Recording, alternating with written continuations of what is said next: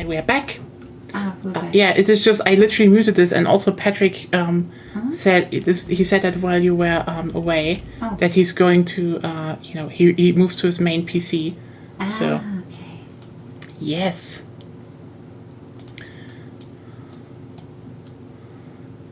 But yeah, Nurgle's always rancid. I know. Oh, Sadly, in Dawn of War, there isn't like a specific faction, but you can recall berserkers. Yeah, that's always a bit sad. I do want to have a Warhammer RTS at some point. You know, Soulstorm could have been that if it wasn't a shit game. Yes. Soulstorm would have been great if it wasn't shit. Yeah. I mean, Ella, in principle, I like them. They're completely rancid. Adeptus unplayable in 1v1s. And they just 2v2s to degree. They added a lot of stuff that that just also went counteractive to the main ideas of the game, and that was just like everyone got abilities. Also, they added a completely badly designed air layer to the game. Yeah. So now, instead of the usual, you also have the problem. If you do not build units that can also shoot air vehicles, and not everything that can shoot air vehicles, you might just be rushed to death, and then like 3 units at your HQ, and then you're dead. Like, it's not fun. Like, if someone normally rushes you, there's counterplay, but since the introduction of air units, there is less counterplay, and also there is less variety in build orders you could open up with. Yeah. So it literally took away meaningful choices you could make.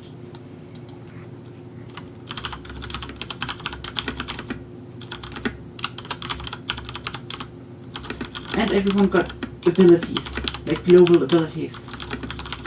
I don't know. I guess they played Battle for Middle-earth too. I guess. Someone But Battle for went Middle-earth in 2 and was... went out. What? Someone went into the server and out of the server. Yeah, that was Patrick. Hmm. Hello. No, he's out. What? Again? Yeah. Okay, I'm not seeing it. Why? Oh yeah, his mic isn't working. Wait a second. There we go. Also, here. I'm just handling 3 things at once. Oh no. But yeah.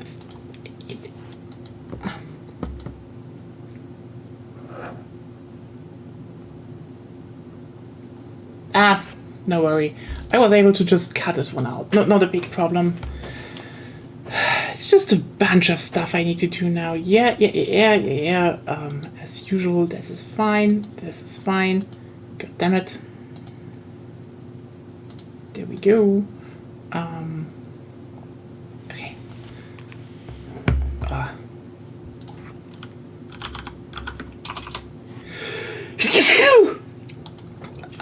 Damn it.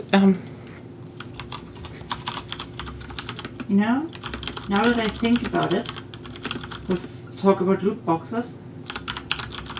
Ragnarok Online has monsters that are loot boxes that sometimes drop loot boxes or very rare cards that you can put in equipment so that you, with a low chance, can get loot boxes.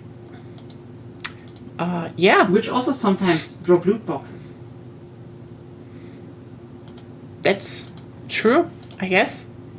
You can technically get a Mimic card from a Mimic, which is a 0.01% chance, which gives you a chance, if compounded in an accessor, to drop an old blue box, which in itself has a chance to drop a gift box, which then can drop something else. Also, now, hey, welcome. And now I can actually do all the extra stuff here. Default override. Please. good evening. Yeah, good Dear evening. gentle soul. We are just yapping now. How is it going with everything? Wait, I need to fucking. If you ask a question, you should just let the other person talk. I'm sorry, I'm just a Take bit your confused. It's alright. Just take your time. Yeah. There. Okay. So yeah, yep. Stream now. We should do that when everyone is slowly getting fizzled out of everything. Also, is my mic picking up like overly much, or is it alright? It's working. Sounds fine. Like fine. Yep. Wonderful. Oh. There we go. Okay, default override. There we go. There. Open.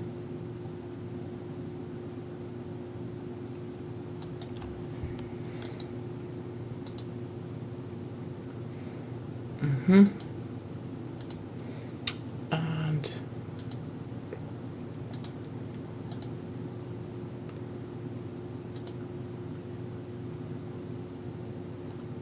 I think I only need to now.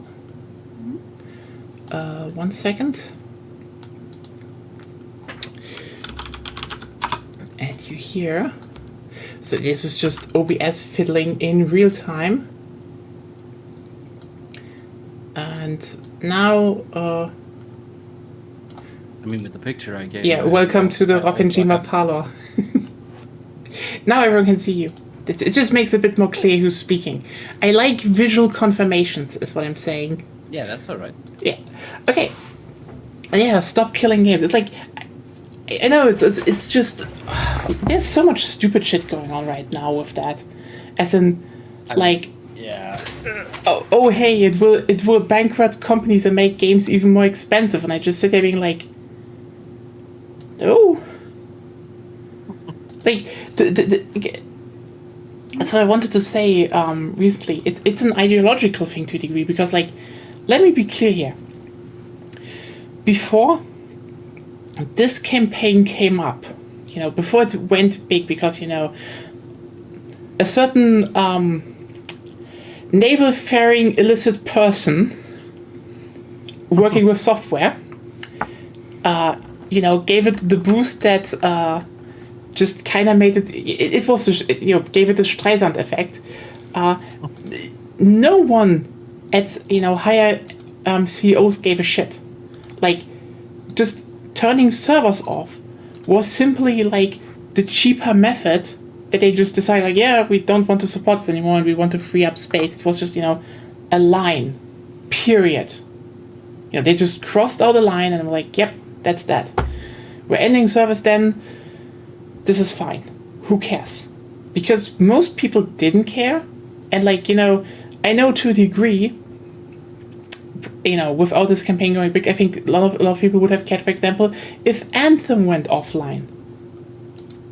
Bad games also deserve to exist. Yeah. Also, I mean, you have good and bad games all the time in Yeah. this world, and I don't think, like, if anything, bad games should serve the purpose that they serve best, and show us like what Yeah. good games can be like. Yeah. yeah, it's just... Okay. Also, oh, now it works. I just realized why I don't see you. There we go. Can you guys hear me? Yeah, I can hear you. It's just more like, your picture was hidden. Whoops. There we go. Now it's better. Yeah, one of the things with bad games as well. This is like not directly related to stop killing games, but one of the reasons to keep bad games alive. Just because a game is bad doesn't mean it's all 100% bad. And like I said, you can learn from like how to make a good game, but there are still plenty of bad games that have one or a few really good ideas that other games could take and put into a good game. So just mine the whole thing for ideas. Like it's you also human. Yeah, like and in you the also- Forex game, humankind wasn't super well received, but it provided a ton of inspiration for the entire next crop of civil. Like games take ideas from each other all the time, and removing games just because they don't do so well means like the whole creativity in gaming starts to wither. Like it reduces variety. Also, like, you don't know what a game actually means to individual people. Like, the thing is, there are games out there, I can guarantee you, that only, like, 20 people were like, that's a server for most games. Like, for example, I brought up X-Defiant. I kind of like that game. There's a lot to critique about it, but I liked it. I wish we would have actually reached the stage where you could, play more than one model of the, Blood Dragon faction. That thing was actually pretty cool. They had some good stuff going on there. Also, as soon as you start to divide into good and bad games with legislator, who decides what's a good and what's a bad game? Yeah.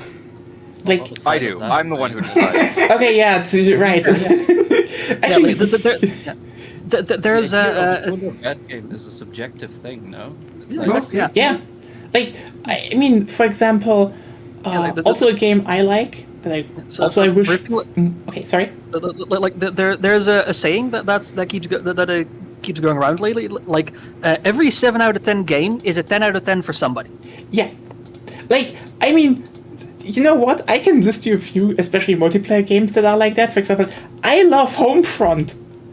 And probably a lot of people were like, oh yeah, Homefront existed and had the multiplayer. And I'm like, yeah, and it was really good and interesting. It had so many cool mechanics. It had lots of problems, and there was this one map that was just sniper heaven, aka hell for basically everyone. Someone likes Homefront, I see it. But then they also had they just had some maps where, this main mode of the AI commander, just everything fits so well together. And they, like, or, for example, the Alcatraz map was amazing. Basically, all the DLC maps were really good because they just kind of realized, oh, this is how the map balance works. And you're like, yeah, and like, it's dead, playable, but dead. So, yeah, one community Homefront evening one day, maybe, who knows?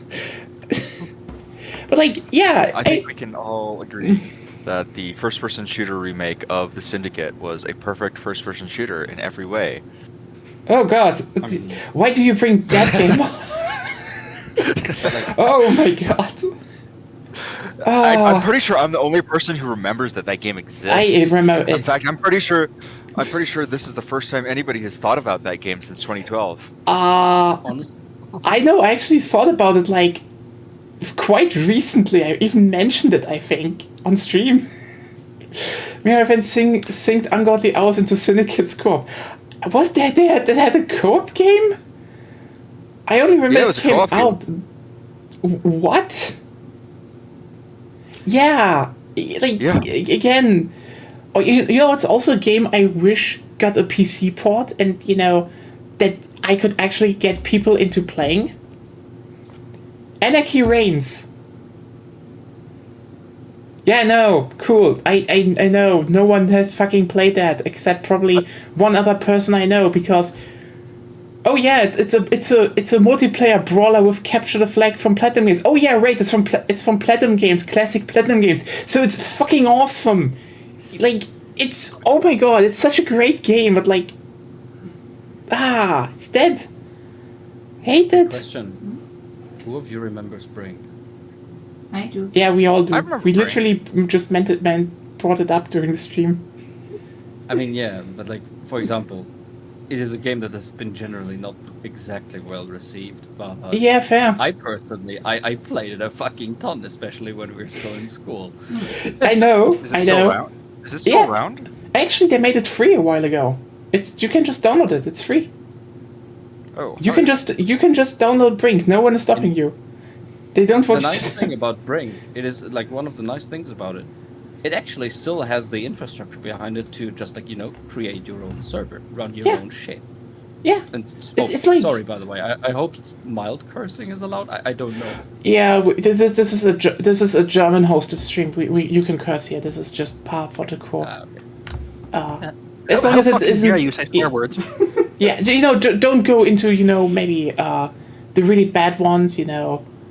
No, the I R won't. words or stuff like that. Don't do that. No. That wouldn't be a swear word anymore. Yeah, like Yeah. it's like you can just don't bring and play.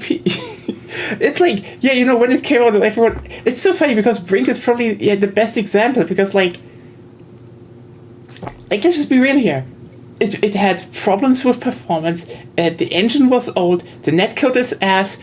It's a bit clunky, but you know what? I love that we all can sit here, chat and everyone to combine, and we can just say, but it's our pile of shit. And we love it. Yeah. And we can still play it if we want to. And that is the point. Sometimes... Think back OG Call of Duty 4, like Modern Warfare, the first one, not the reboot. Oh god, yeah. How many private servers you had there, how many community hosted servers you had there, including modded servers that made it into some very, very beloved things. I don't know how many hours I spent on the Snipers Only server being a teenage idiot who had no idea what he was doing, but being like, yeah, I know what I'm doing. Yeah, I actually was back then tinkered around with like map tooling and stuff, like because hang out with some people playing like pro mod, if anyone remembers that. That was a good time. Oh, also remember Galactic Warfare? Holy shit, that was a good mod. Like, this is still the best Star Wars game. Yeah. Speaking of Star Wars games, OG Battlefront. You can also still play it, yeah. Oh yeah. Yes, you can. They brought them And not again in one of those GameSpy games that they brought them back, and yeah, it's there. This is very quickly becoming a millennial nostalgia podcast. Yeah, I mean, it just Yeah, sorry, old. We're all instantly outing ourselves as millennials.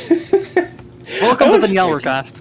I mean, this is the Yap stream. It always happens. It always happens. We're just like, yep, we're living here. We're living in the olden times, and I just hate it because sometimes there are games I just sit about and think like I want to play it, but like so for example, recently I really wanted to just play MotorStorm again, which I could, but only offline, which is at least something. But like, I want to play it against people.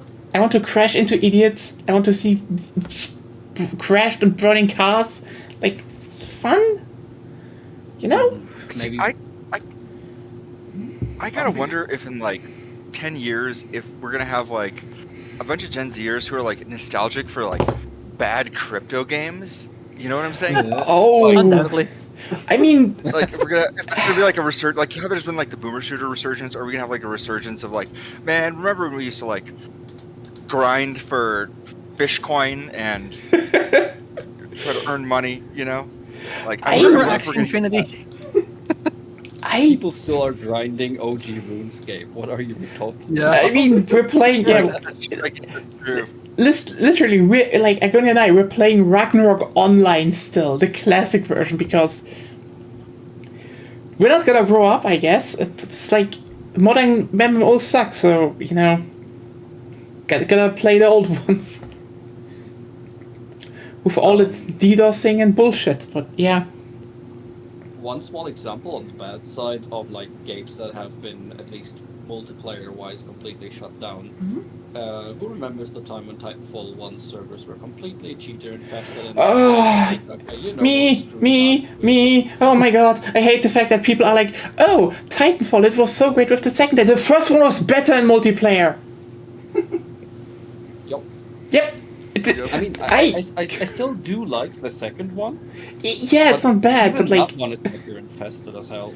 yeah, it's a shame. Like, it could have probably been seen from a mile ago that this is coming, but I just hate the fact that this is the case. And like, I know that in this case it is definitely harder to actually probably fix this properly, because like, holy shit, you would need to actually unload the servers. Probably get some server browser in. Like, they needed to you would need to go back and build infrastructure to make it playable, but like, I want to play it again. there were exactly the things that, for example, the Stop Killing Games initiative is literally talking about. They shut down the game. They will not, anytime soon. I don't think they will remaster that because it's just not profitable enough for them. Yeah. However, why not just give out the server binaries to people? Let them host their own crap. Like, if people want to play Titanfall, there are servers of Discord servers for that, for this community, where people could be like, yeah, by the way, guys, I'm hosting my own Titanfall 1, 2, whatever server. Come and have fun, enjoy your time. Okay, adding a server browser, sure, that will take some time. But you keep a community alive, and this will be people who will be looking at your shop, at your game-making procedure, and they will be, at some point, thirsting for a new Titanfall. If you give them that, holy shit, you will sell. Yeah, also, I actually still know Mag. They ironically scaled it back to 64 versus 64 battles at some point. But Mag is one of those games I would say, if it was on PC, people would have played it, to hell and back. But, yeah. I forgot about Mag. Mag is awesome. Was awesome. Yeah, it was really cool. Damn. It's one of those games where you know, if this came out during, current times, as in it had crossplay and came out on the PlayStation and the PC, it would have had a stable player base, period. People would have loved it. But no, it came out only on the PS3, and people were like, oh, this is not looking as good, and a bit janky, and oh boy, what did you expect from a game to have 128 versus 128 players on the PS3? That it's really looking like Crysis? Truly? I mean, yeah, it's oh god, we're really going down memory lane here. The good old days of the, when 2000s MP games were just sometimes a bit unhinged. Yeah, it's... That's an understatement. They just don't make them like that anymore. I mean, it's... I had to say it. I'm sorry. I hate to be such a boomer, but yeah, it's just true. I hate it. It is true. The issue in all of that is that the industry of game development, which should be technically a creative industry, has become less creative than, I would say, current parliaments. I mean, Guys, AI to solve this problem. How can we integrate AI to solve this problem? Oh my god. It's I think, I know there's some part where I can say, hey, I get it. So, some things get streamlined because, the idea of making a safe game is more interesting making an interesting game, and devs have to work in those refinements. But sometimes... But then I look at stuff for example, the blog posts how the new class system looks in the next Battlefield, and I'm like, okay, some of you are just dumb. This is legitimately just you're running into the wall with announcement, and people are pissed already because this is just not what they want. It's The only creativity in the AAA gaming sphere is in the bookkeeping. Yeah. Yeah. Yeah. And stop pushing neural network AIs into video games. Start bringing back fear AIs into video games. I love that because you know what the funniest part is? The AI in fear isn't even that good. It's just okay. I know. It isn't. I got a lot to say about this, guys. Okay. The AI in Beyond Sunset is actually better than the Fear AI. Here's the thing. Fear AI, the reason you think it's so good is because their chatter system's really good. The way that the AIs telegraph all their moves, it makes it sound like there's some a lot more intelligence behind their actions than there actually is. But that's great. That's fine. It has its appearance. Half-Life's enemies are actually way smart. Half-Life 2's enemies are actually way smarter than Fear. Yeah. But it makes you feel smarter. Because in Fear they have a bark system where you can hear them barking orders at each other and following their commands. They just telegraph them better. Yeah.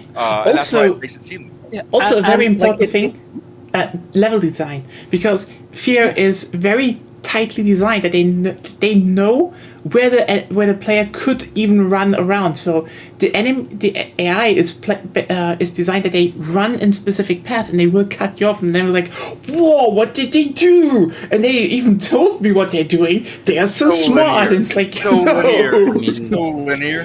There's one way you can go in Fear, and it's like down that hallway. Like seriously, if you play Fear and you figure out what they're doing, it's like, where do I go? Down that hallway. The answer is always down that hallway. Yeah.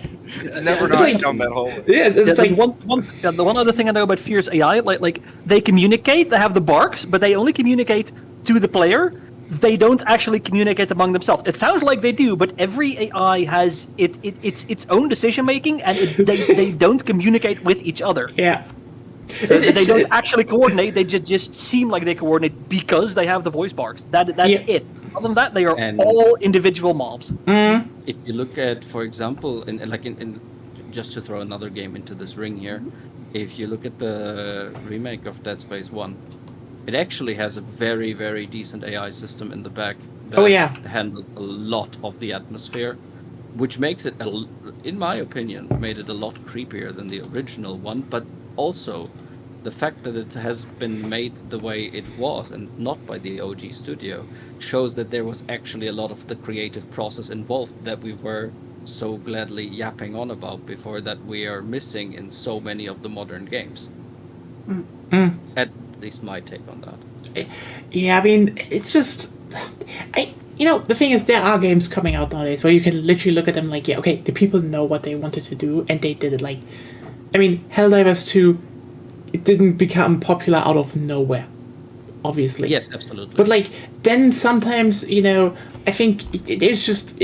Again, I have my frustrations with some games, and, like, you all know me. I ranted so much about fucking Payday 3. It's just a game where I can look at it and, like, there was not a single good creative decision put into this game. This is literally a checklist by someone who thinks they know design. And I don't want to be that negative about the game, but holy shit, this game made me angry. And it still does. It's just... But yeah, but this is basically the thing that has been... another thing that has been plaguing the games industry so far is XYZ game comes up, becomes very popular, and what does every larger company do? Oh yeah, let me repeat that. That looks good. Be it loot boxes, be it microtransactions, be it basically copying Fortnite, copying Marvel Rivals for that matter. It just shows... Wait, okay, Marvel Rivals copied Overwatch, but good. And vice versa, did it happen the same way? Yeah, fair. It's and this is like the typical trend chasing. It's not. The thing is just going for and abandon the process of actually creating something, and creating something also means risking something. Yeah, that's the thing. Like, I don't even mean like we also want to make like a co-op shooter. Like, I don't mind that, but like, have an interesting idea backing it up. Like, the thing is. Trip. I have not played Trepang. Actually, it's Trepang Squared. I just realized a while ago. It's not Trepang 2. It was Trepang Squared, actually. So, Trepang? Trepang, yeah. It's such a good game. Holy shit! I have not played it yet. Like, I do want to play it, and I want to play it and the how's it called? The RoboCop game. Risk area to sorry. I know. It's a must. But hey, I only found a copy of the original Prey at my local store a while ago. We're gonna play that on Sunday first. Oh shit! Yes. Yeah. Yes. Hell yeah. I played that game once, and it's on my old Steam account that I got back banned that I don't have the password on anymore. Yeah. So you can't get it anymore. You can't get that game on Steam anymore, apparently. Yes. No, you can't. It's like the thing. You can't, sadly. It's like there's some how's it called? There's some licensing problem, and the thing is, Bethesda probably could have brought it back, but they didn't, and now Microsoft owns it. So yeah, welcome to the IP graveyard.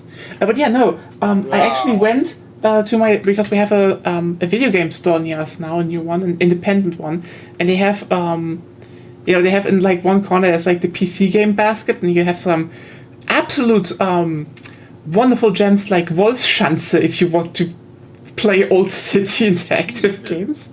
What? Jesus Christ. I know, but there were also some gems like a big box of Gothic 2 for $3. And yeah, I saw Crystal Case of Prey, so I was like $3 for Crystal Case of Prey. I will take that. I will just enjoy that. And then I put in the serial number into Steam, and lo and behold, it worked. So I now have a Steam copy of it. Woo! So technically you can still get it on Steam, you just need to find an actual copy. Yes, I think you can buy some codes still online, so shouldn't be too... Likely. They shouldn't be too expensive, but yeah. The original one is one to... Yeah, I heard... Here's the thing. Prey, I heard so much about it. I saw a lot about it. I was always pissed. I never bought it when, there was still...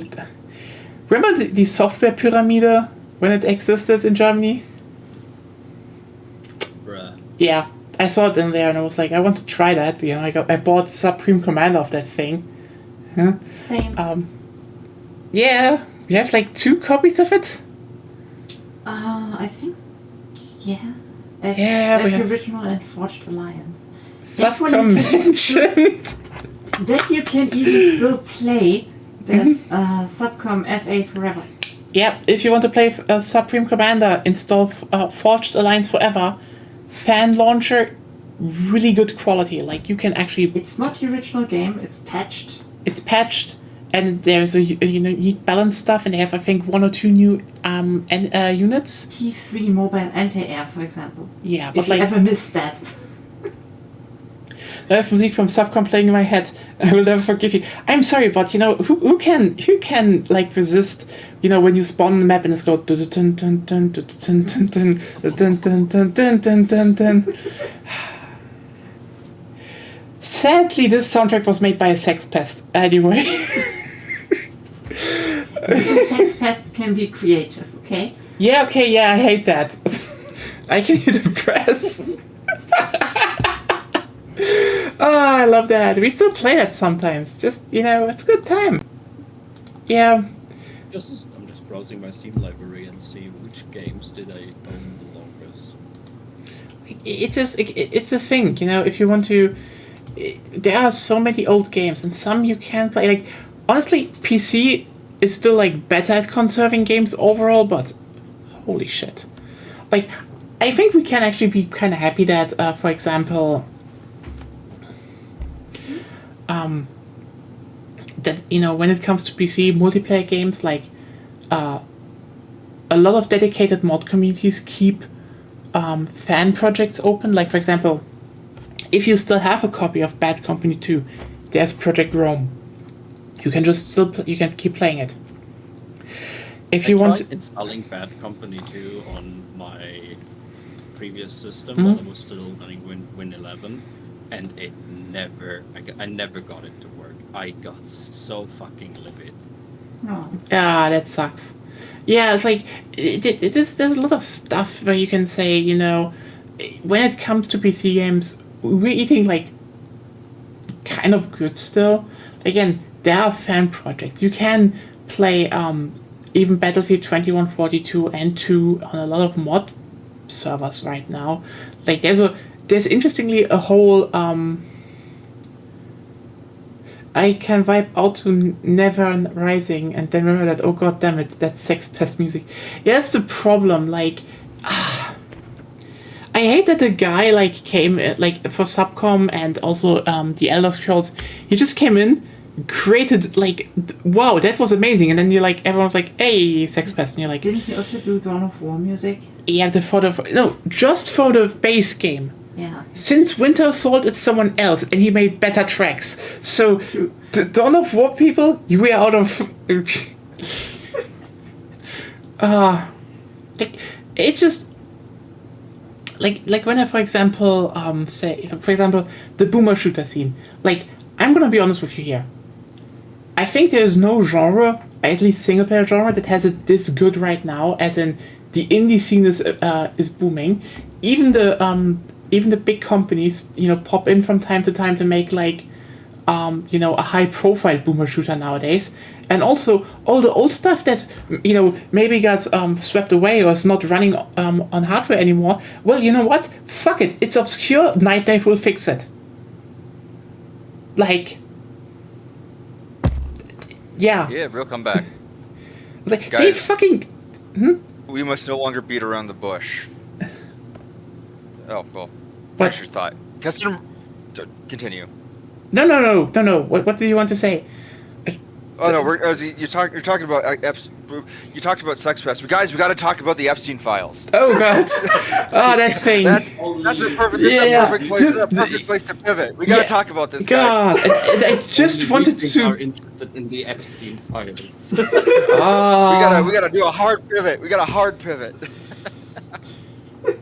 Remember when old games used to be good? Night Dive remembers. They remember. Like, I'm looking what they had, and like, everyone was like, oh hey, they brought back all 3 Turok games. Like, most people were like, there's a 3rd Turok game? Like, yeah, there is one. There was a Thing game. They remastered this. Hey, no one else was. But like, hey, Star Wars Dark Forces. Wow, you can play that game again. That's really cool. I don't know much about the Epstein files, but I can imagine one person that was on it. Yeah, okay. You know what? In this point, it's funny because what happened recently, so everyone who's out of the loop, basically, because Trump promised he's going to release the Epstein files, he then, his cult base, it's a cult base, was like, yo, you were supposed to release those files. And he was like, and, then they released the video of him in his cell. I know a lot about conspiracy theories. This goes. You guys don't understand how deep this goes. Oh, this goes deep. Yeah, I know. I've got a very unique perspective on this, being somebody who's like lost friends to QAnon. Like, this is for those of you who don't have context on this. This is deeply important to like MAGA deep lore. If you're not aware of. Oh yeah, it is. Okay. There's a long running belief in like MAGA circles that like even kind of predates MAGA, that like there's like this secret sinister cabal of like people who do bad things to kids, and it's part of like this like ritual satanic cult that like secretly controls the world. And like draw from that what you will. It is blood libel. Yeah. I mean, it goes back to a lot of like deeply anti-Semitic tropes. Here's the crazy thing is like it's gotten so distilled that there's actually some people who like believe in that stuff, like that don't actually make the connection back to like the ancient anti-Semitism that stuff comes from, which is kind of insane to me. It's actually deeply ingrained in the like modern evangelical movement, where people believe in like the devil as a character. Like it's actually gotten kind of detached from the anti-Semitism. It's still there. There's some people who definitely connected to the anti-Semitism, yeah, there's people who believe in like this like secret satanic cult that like eating babies, right? So when you have like an example of like a real high profile like guy who's abusing kids, Jeffrey Epstein, they immediately draw connections to that dude. And so like he was like central to the QAnon conspiracy theory because they could actually point their fingers at like a real guy who was actually abusing people. And like, let's be real here. There's actually probably some credibility to like this whole idea, with all the people he was connected to. Like, he was definitely in with like the Clintons and like. Oh yeah, he totally was. He had this whole fucking book. Everyone was on that goddamn thing, and like the fact that now, the thing that happened now, for anyone who's wondering, the video was released by the Trump administration. And it was blatantly edited. People fucking just knew it immediately. And then when everyone was like, wait a second, and from what I got out, basically everyone was like, that's sus as fuck. You know what? Then Trump had the meltdown on Truth Social about like, why can't people just let the Epstein files go? Why does everyone need to keep talking about them? Like, so here's the thing I wanted to put forward about this, and I think I think I'm the only one with this opinion, and I haven't heard anybody else say this anywhere else. as somebody who has observed QAnon, right, when it effectively came out a couple of years ago that the person who was pretending to be Q kind of got outed. Like, we figured out who Q was. Most people don't know that, right? But even when people, like, it became widely known that Q was fake, people still kept believing in it afterwards. Typical doomsday cult behavior. And this is a pretty classic example in social psychology there's a classic book called When Prophecy Fails, right? When you have a cult and their doomsday prophecy definitively it gets proven to not happen, like when the day of doomsday comes and the world does not end. 7 Days Adventist. Anyway.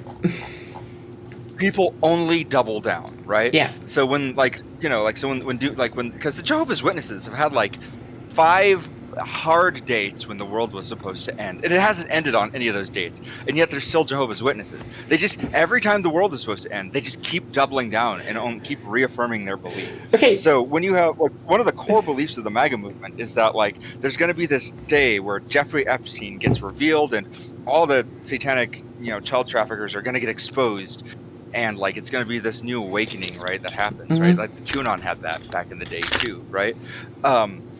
And that day came when it didn't get revealed.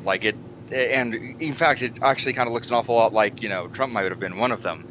That day happened. that day happened this week. And what's going to happen is they're going to double down on this. I think people don't. This is in cults. They call this the trial of fire or purity testing, or where cult members are expected to hold It's a purity test where cult members are asked to hold 2 contradictory beliefs that cannot both be true at once in their heads, like the world is going to end, but the world doesn't end, right? These 2 things cannot both simultaneously be true, but as a way of proving loyalty to the cult, you have to accept both of these things, right? Yeah. That's like Jehovah's Witnesses have to believe that the world is going to end on October 2nd, 1993. World didn't end then, but they still have to believe that.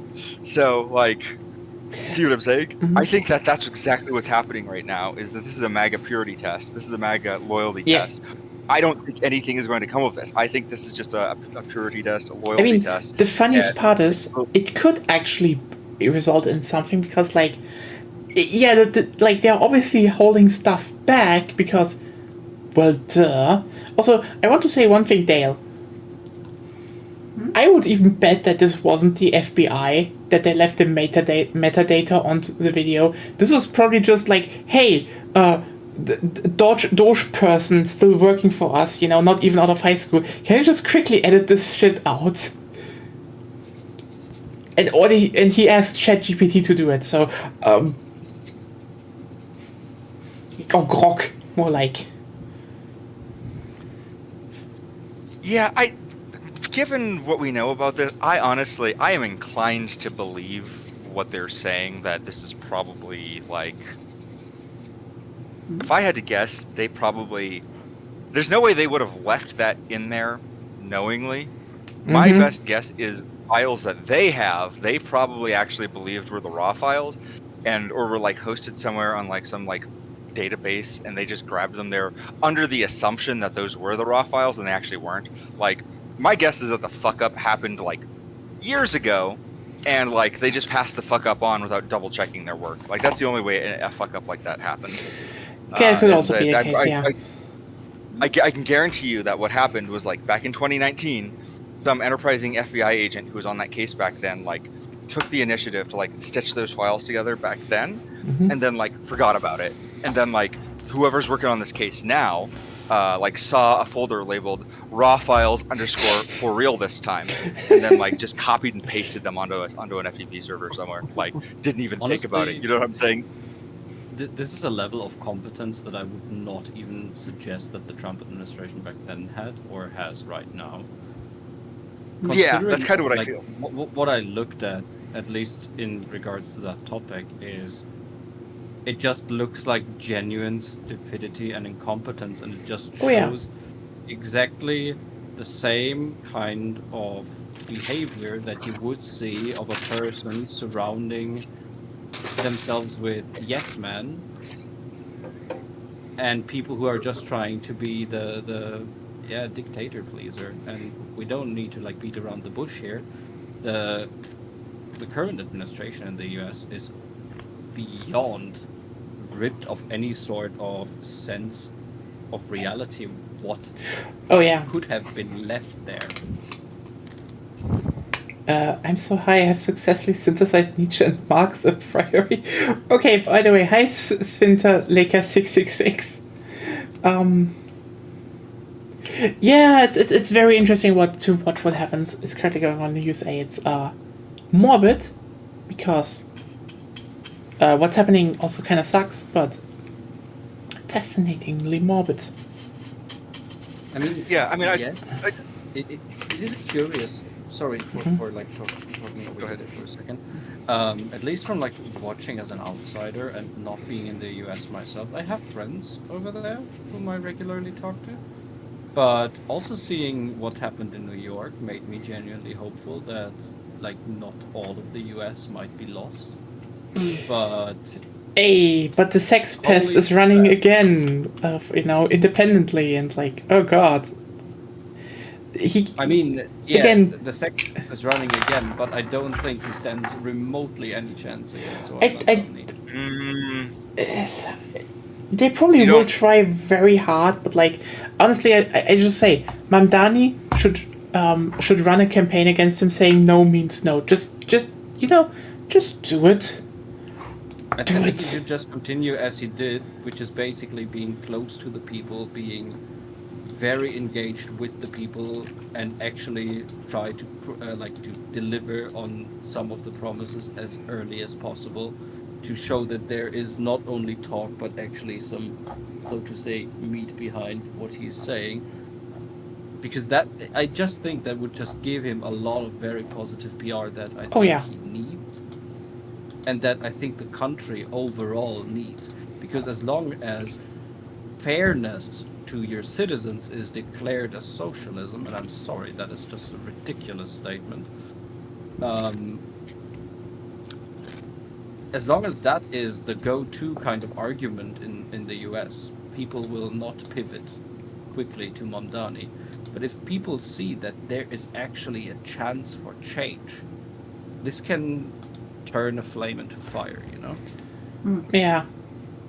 And like also you have to remember that we've got there's a giant media apparatus that is working against him, and this is the thing to remember that is really important, is how bifurcated American media is. And this is one of those rare cases where even the bifurcated media is sort of like overwhelmingly against him. It's worth remembering that like people like I live in a blue state, but it's like I also live in a very like red area of a blue state. Like I live in rural America, and like if you turn on Fox News out here or any like news station that like covers that is in rural areas, the way they there's a very specific way they like to portray life in cities. Is they like to either depict cities as being like full of a bunch of like dangerous young people that are out of touch with reality and don't know what it's like for real America out here in the country, or they basically either depict people in the city as being like hopelessly out of touch and like not having anything in common with you, or cities as like these dangerous places full of crime. And you can kind of see that like people. There's a huge divide there, and I don't think if there is like successful over like.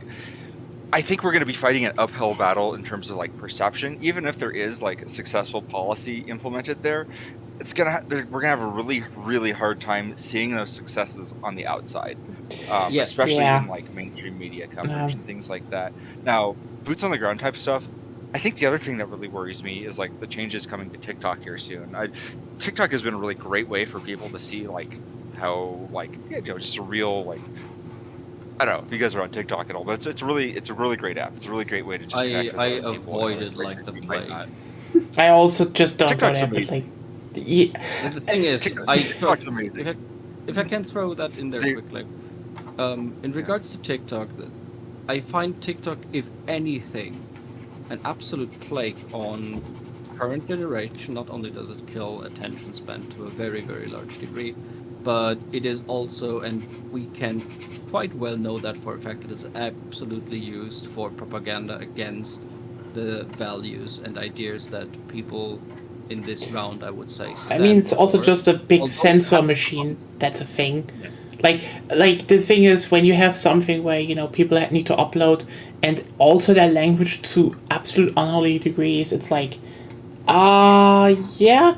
Like, I mean, also the algorithm pushes, like, I mean, how many studies have been there that this thing has just, like, fucking, like, you can start with dog videos and if you just keep swiping, you will end up with right-wing rhetoric. And Yep. it's just, yeah, like, you know what the most baffling part about this is? Like, I think, like, to a certain subset of users, it can be really useful. Well, if then you know what you're prefer- doing. But for the I would step in here and say that you guys have kind of bought the propaganda about TikTok, though. Like, I mean, just those consider are. that, like, most of, like, I just want to point out that this Consider is that like actual studies that have people made. That if you make fresh accounts, funded by Meta. Funded by Meta. It's literally Meta trying to shut down a competitor. Like this, they're not In the valid. Like, this US, stuff is maybe, not untrue. but in the EU, Like there it- has been independent Yeah. independent studies on We that had- topic too, and they found a similar effect. The thing is, Who's it's they? not the Like, European again, universities. if you look at, I can look them up, but if you look at who is, if you look at who's funding these things, though, it is overwhelmingly like Meta trying to shut down a competitor. Oh, my point is though, like, Can I say TikTok is two things though legitimately, here? like, sure. Like, first of all, I get that to a degree, but also, like, we had this thing before. Like, the thing is, an algorithm being skewed right wing isn't, like, even a new thing. Like, that shit is what happened with back in the day during, remember 2014 Gamergate? That fun time? Like, back then it was YouTube. YouTube's algorithm was in insane right-wing pipeline. Until they changed it. Well, they changed it to work for, English-speaking stuff. If you're not speaking English, well, you know what? Fuck it. They still turbo feed you with right-wing bullshit because, Because back in the day, some stuff was done, but, like, it was always in, English-speaking countries. And TikTok came, like, after that, so it wouldn't surprise me if their algorithm basically still has the same old skewing, because the thing is, algorithms on those sites prioritize engagement. And nothing keeps you more engaged than, getting in a hateful cult, basically. I can totally see that there are great communities on TikTok, like, no question, but, like, I can also totally see that the algorithm is bad, because we had this fucking thing before. And, like, I mean, Facebook had it themselves, and, then they just, they didn't give a fuck. I think they changed it for a while, and they changed it back. Like, yeah. Yeah, I guess the point that I'm trying to make here, though, is there are a lot of organic communities on TikTok that are. So first of all, I'm involved with local organizing efforts here that have pretty successfully used TikTok for actual organizing. Mm-hmm. So I'm going to out myself here. I'm a founding member of a group called Collective Colorado. We've been working to push for some union legislature here in Colorado. We've organized a bunch of TikTok creators to actually get stuff. Yeah, I kind of got annoyed at, like, there's a lot of people, like, on the left that are, like, talking about, like, all these ideas but not actually taking action on them. So I have actively gotten involved in this and have kind of gotten over a lot of the stigma around TikTok and realized it's actually a really powerful tool. So this is one of those, like, don't knock it till you try it kind of things, because I'm very actively a TikToker now, and it's actually great. Really love that app. It's I've really come around on it. It's a very, very useful tool. I understand that there's a lot of, like, very negative press, a lot of very negative media about it, but there's actually a very thriving left-wing ecosystem on TikTok. It's not all doom and gloom that like the grown-ups in the room want to say it is. It's actually been a very useful tool. I know, I totally get that. I know that this happened. It's just, yeah, I mean, let's just We're talking more about the average, not that politically aware user. Yeah. It has TikTok has a pretty great user base, and I think the thing that worries me so much about the way that it's changing, though, is yes, there is a pretty strong, like, right-wing propaganda machine on there, but there's also a pretty good, like, there's a lot of stuff that's not that on there, and you can kind of very successfully leverage it. There has been very noticeably the government has started kind of getting their fingers into the app recently, and it's been very noticeable. So that in Which addition to the government? fact that like the U.S. government. I am sorry. That was more of a rhetorical question because which government is like so many governments are using TikTok to disseminate their own propaganda, which is a proven fact. I actually found a study on that. Didn't take me a long time to find it. Yeah, that's I mean, it's social media. Everyone uses that nowadays, but yeah. So social media is the most popular propaganda platform on the planet. I mean, this it's is something that we can simply not deny because it just gives you a lot of range without using a lot of resources. Yeah, and then you have to look at, and then they share the platform with AI conspiracy theories. Oh my god, it's so stupid. Right, so I think getting back to the thing what? Yeah, getting back to the point I was really trying to make with this, though, is I'm optimistic about Mondami in New York. I think that's really fantastic.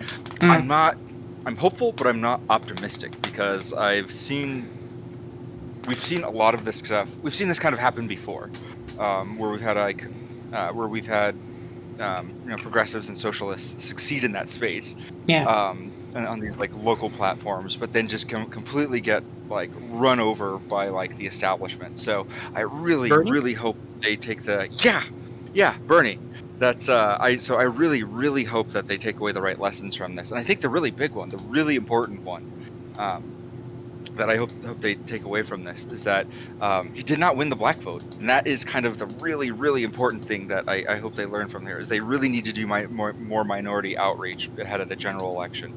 Otherwise, Eric Adams is gonna wipe him on that one, and I know that sucks.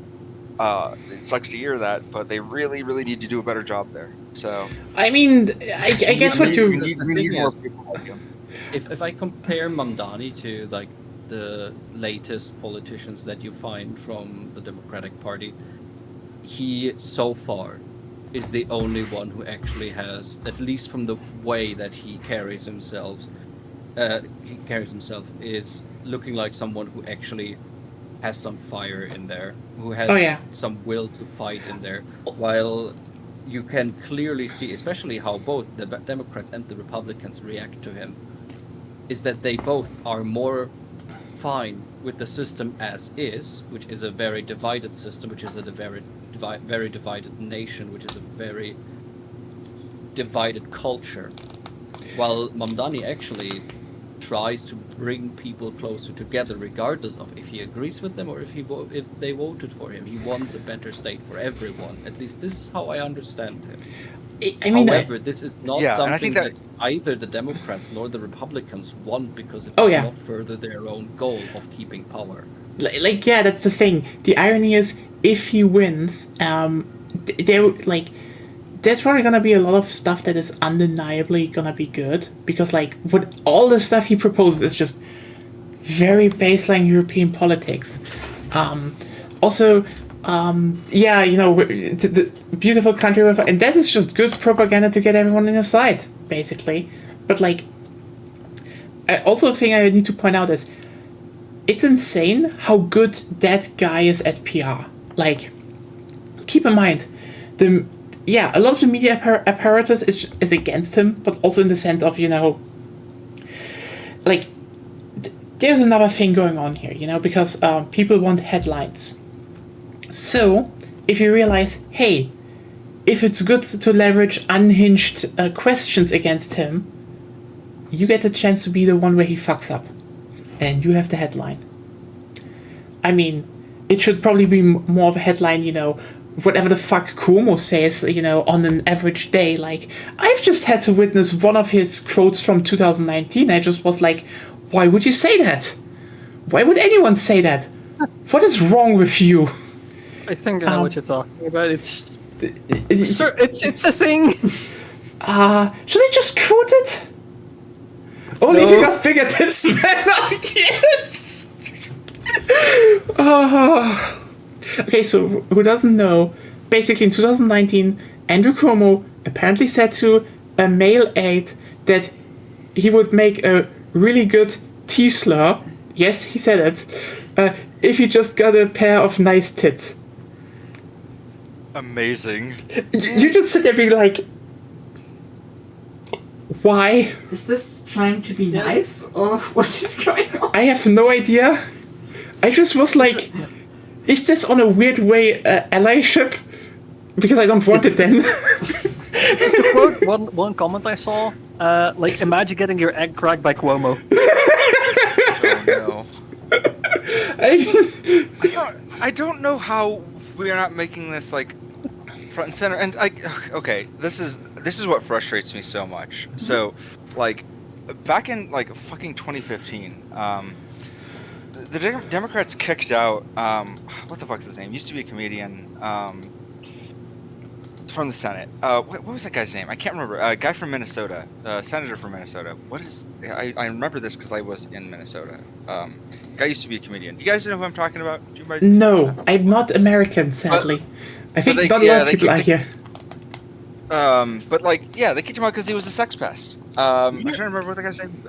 Anthony Weiner? Was that the... No, not that one. But they also kicked him out too. Who am I thinking of? I'll just look up disgraced Minnesota. Who used to be a comedian. Long list, I imagine. Just. Who am I thinking of?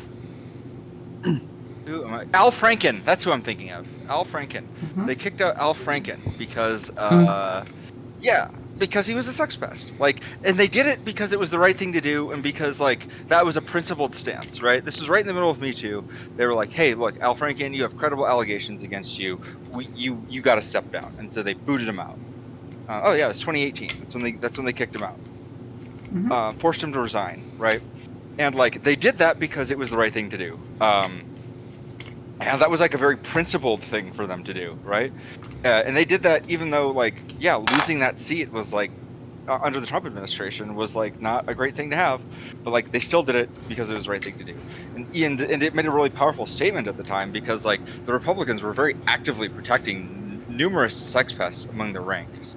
So like to see that happen 10 years ago, and then now see them backing fucking Andrew Cuomo.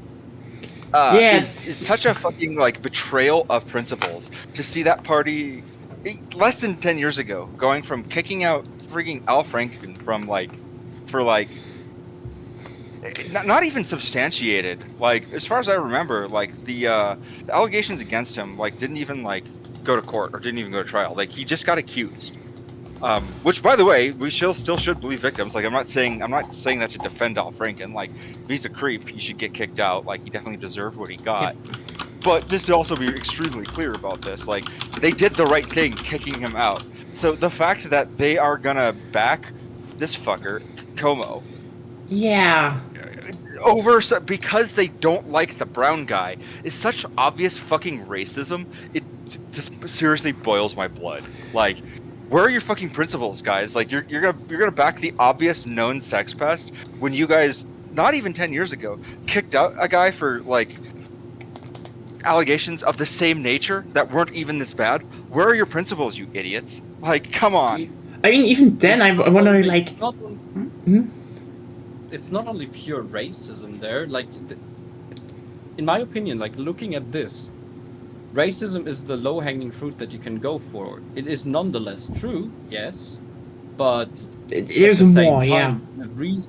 The reason why they go so heavy against him and why they will kick their own principles with whatever is simply because of the fact that he currently is a person, just by the nature of how things stand and his rise in popularity, especially countrywide, compared to like if you look at Bernie Sanders, who basically tried to get the Democratic Party behind him. Mamdani ran without that and was like, okay, you don't want to help me, so well, screw you. And he still got very far with that. And that is threatening the system as it stands, and that is the one thing that both of those parties are afraid of, and they will, as we would say, go over corpses to actually preserve this system. That's the thing. Here's the crazy thing. It's not even a threat to the system. Like, they don't seem to understand that it's not even a threat to the system. Stop. Like, can I interject here? It kind of is, but you need to keep in mind it's a threat, especially for the Democrats, to their fundamental essence.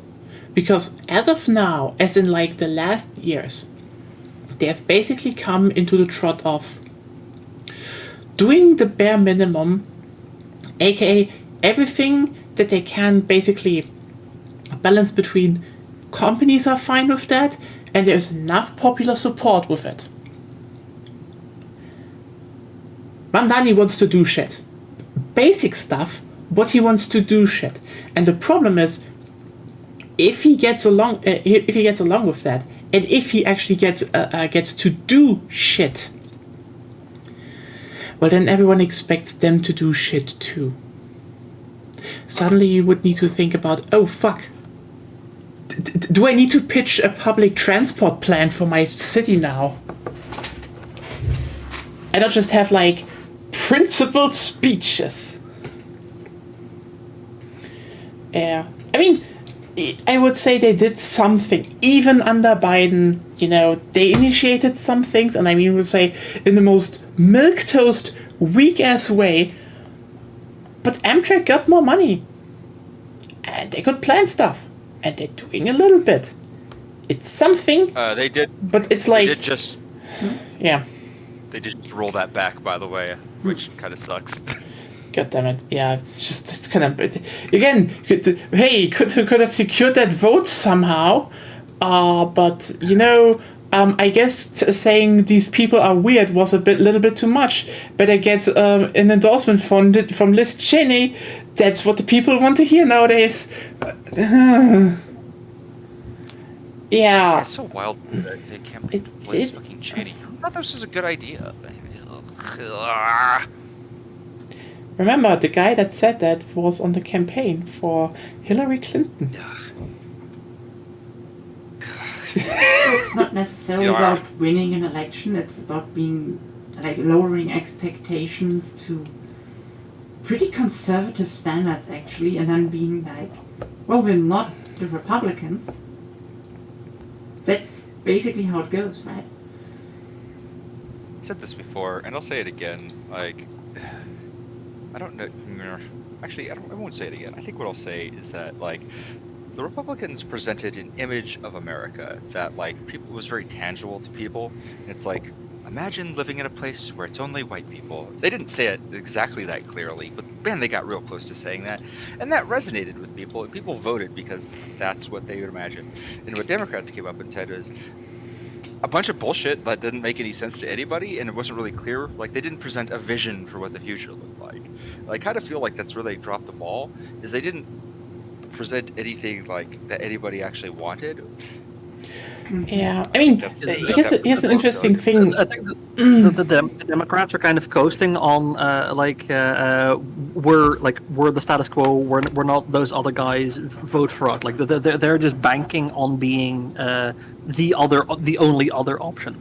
Yeah, they have no ideology, no plans, no changes. They're just they're comfortable, and I think that's one thing that is very telling. Shortly before he dropped out, one of the things Biden said that he got a lot of flack for was an interviewer asked him if Trump does if Trump wins, what do you do, or what's your reaction to be? And he said, well, I'll be content that I gave it my best, and that kind of really shows it they're not taking this seriously at all. It's just it's I wouldn't say I won't say it's a game for them, but it's just they know that their position is secure enough. They don't need to try. It's and if they lose, oh well, they'll be in power again in the future. They have no ideology anymore. That they have they are just coasting. Yeah. Also, can I say one thing? Because there's always been these talks about how the currently changing backwards, and people compare Trump to the fascism after World War One. But one thing I just thought about recently, and I think it's kind of a big case that I think, if we're honest, the American Civil War never ended. The Confederacy lost, but the Confederacy was never stamped out. They were in the process of doing it, but then they were stopped by Confederacy people. Yep. And now, let's just be real here. You are still fighting the same fight. Just like there's a big part of America that is still basically the spirit of the Union, and there's the Confederacy is just owning the country now because their whole plan was slowly invade everything again, and by God, avoid a new war, because like everyone's like, oh, how would the second Civil War look like? How would it look like? The Confederacy would lose again, worse even, because they're less people, but their whole thing is to weasel their way through the system, so that there's like, oh no. If you say something against us who literally want to go back to slavery, they basically said that multiple fucking times. The abolitionists weren't exactly like the super best people either. I know, but like it's still like the thing is, history written by the victor is a provably false statement. Yeah, because the thing is, the Civil War was very much anti-slavery, pro-democracy, and also, let's just say it, more left-leaning than probably a lot of people think of nowadays. Because like, when the Union troops reached the South, they were angry. Like, generals literally gave the freed slaves land. They gave them land as compensation. No, they wouldn't do it again. They also killed a lot of slaves too. Yeah, that's another thing. They weren't exactly the best. They weren't also. Oh yeah, they weren't but like, great but still, the thing is, not exactly the good guys either. True. Okay. Quick question then, like, to just clarify that, because in this case, I don't think there in any war there are any good guys. Definitely not. They're clearly bad guys in some wars. Looking at Eastern Europe right now, and there are potential like issues with some people who are generally seen as more of the good guys who did also bad things. Because like, you can't tell me that, like, okay, this is maybe barking a bit onto like up the wrong tree, but if you look at, for example, the post-war stories that you find in Germany from both sides, be it the Russian army, although the Russian army much more than the American army, but you find stories of very, very disgraceful deeds of the supposed good guys, although they generally could be considered the good guys in that story. You get my point? Also, Japanese internment camps. I think I take issue with the idea that like the Civil War never ended as a whole, because I think the attitudes of like the Union at the time were maybe a little bit. There's no exactly. Yeah, I know. It's kind of over. It's kind of oversimplified, but like in the sense of the people that initiated the Confederacy are still basically in power, and their ideology is still around. This is what I mean with like, these people never went away, and they should have at that time. Like, again, I don't think the Union was that good. Like, I'm not saying, oh, they were the best and stuff. But like, again, no one is in that regard. But like, the thing is, back then, the Confederacy should not have been defeated. It should have been stamped out, because their legacy is still fucking up the country. And this is why I mean it never ended really. But the point, the big problem there is, and that is, it's unfortunately a very true statement. You could say the same thing about, well, Germany after the Second World War, and it actually was stamped out quite a lot. Oh, you could argue. Wait, let me finish that quickly. You could argue, well, it could have been stamped out more, and I would technically agree with you. But the problem is, you cannot kill an idea, and as long as this statement holds the truth, this idea will live on in some. Oh yeah, but like, can I say one thing? Like, here's the thing. In Germany, I would agree to it. I mean, I would still say, the East kind of fucked up more with that, because they were like, we denazified, and then everyone's like, but Nazis are here. But like, no, we said Nazis are not existent. Do you say we didn't do our job? Go to prison. wonderful. Yeah, that happened. I'd say even in the West, there were still a bunch of Nazis slated for investigation and prosecution, and they stopped because they needed them to run the Bundeswehr, and that's why we have all these books like Guderian and Speer and such talking about how it was the other Nazis that were bad. We didn't do anything wrong. I didn't do anything wrong. It was the other Nazis that did all the bad stuff. I would generally say on a broad level, like the thing is, denazification isn't something you can do overnight. Like, that's a part. What I wanted to say about the I'd say overall, with how through media and education, I think Nazism was reduced. Good enough, then social media came. Also, we kind of stopped.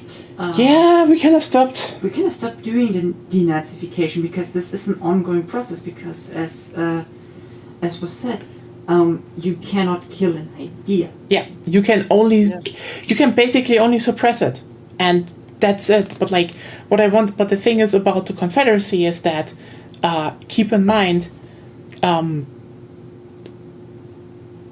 the vice president at the time, when Lincoln died, who became president, was a slaver.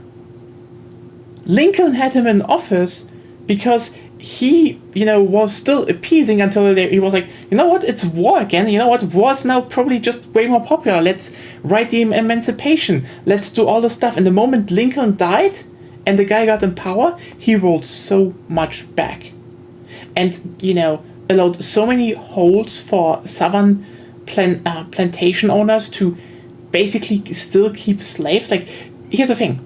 Do you know why jaywalking exists as something that is not bannable offense, or just just being around certain areas that way? Because the thing is, in the South, they just started arresting people, put them in prisons, and then sold off these people for nothing to the mines again. So a lot of black people who were slaves got freed, just got picked up by the police, then put into prison, and whoops, ended up in the mines again.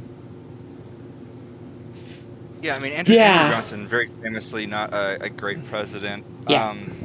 That's what I mean with, that it failed very much harder in the USA to actually stamp out the Confederacy. Because if Lincoln didn't die, the repercussions would have been way, way worse. And I don't think they would have revived as strongly, because they could... jaywalking and lollygagging are some of the most evil offenses ever codified, arresting people for absolutely nothing. Yeah, but they wanted to have a legal reason to arrest people for absolutely nothing, because then you can put them into labor camps. Wow.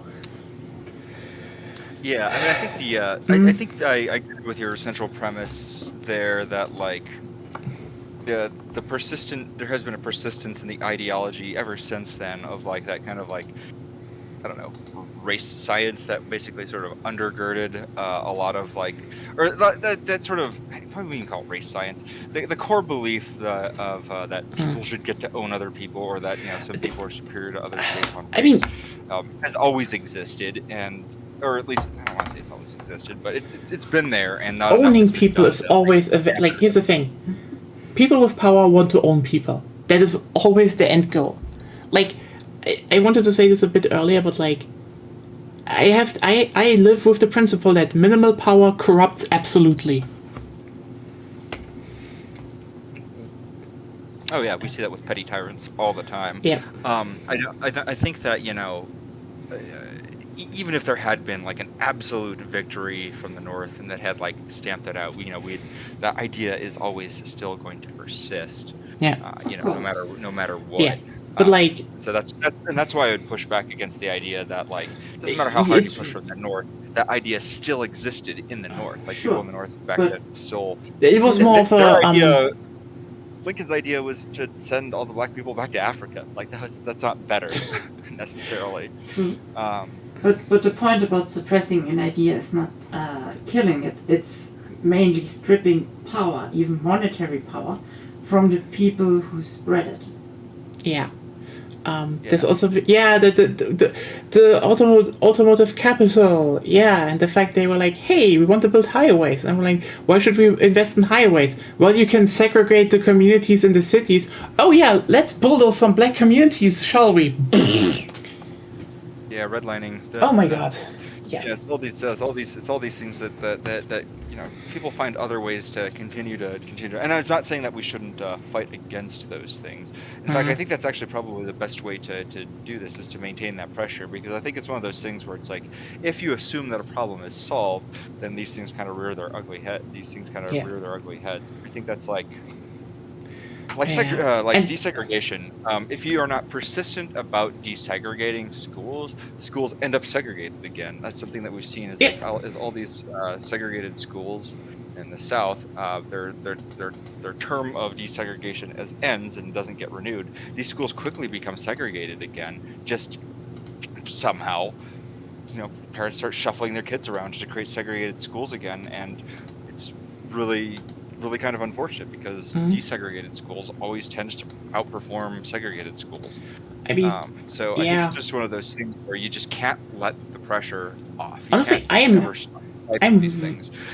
The second you let your guard down, these things come right back. And I think that's really the fundamental difference is you can't ever assume that the fight is finished. And I think that's the core problem. People make the assumption, oh, we had a black president. Racism's over now, I guess. It's like, no, it's not. You can't ever stop fighting. The second that you let your guard down, the Hitler particles start slipping back in, Oh yeah, it's basically, yeah.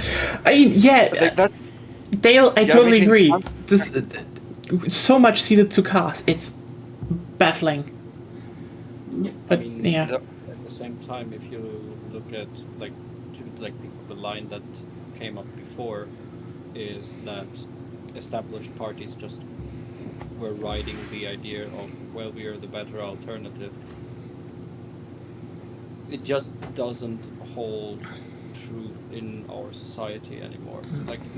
I'm not trying to switch topics here, by the way, but I think this is a very accurate statement on our current political situations, either be it the US or the EU as a broader thing, because we can clearly see that the rise of those kinds of ideas is happening all over our democracies. It's definitely going back to nationalism, and it's very stupid. But I mean, one part is that we never democratized further. True. We have technically a form of representative democracy, but those representatives don't feel any repercussions if they fuck up. Yeah, that's a big problem. There's also because if for example I vote for a party, and the party does not hold to their promises, I want to retract my vote from them while they're governing. And if such a thing happens, we maybe should put some laws in place that those people can't be active in politics anymore, because right now it's basically vacation for them. Yeah. I mean, also, I want to point out that I think there's also just a lot of complacency, as in I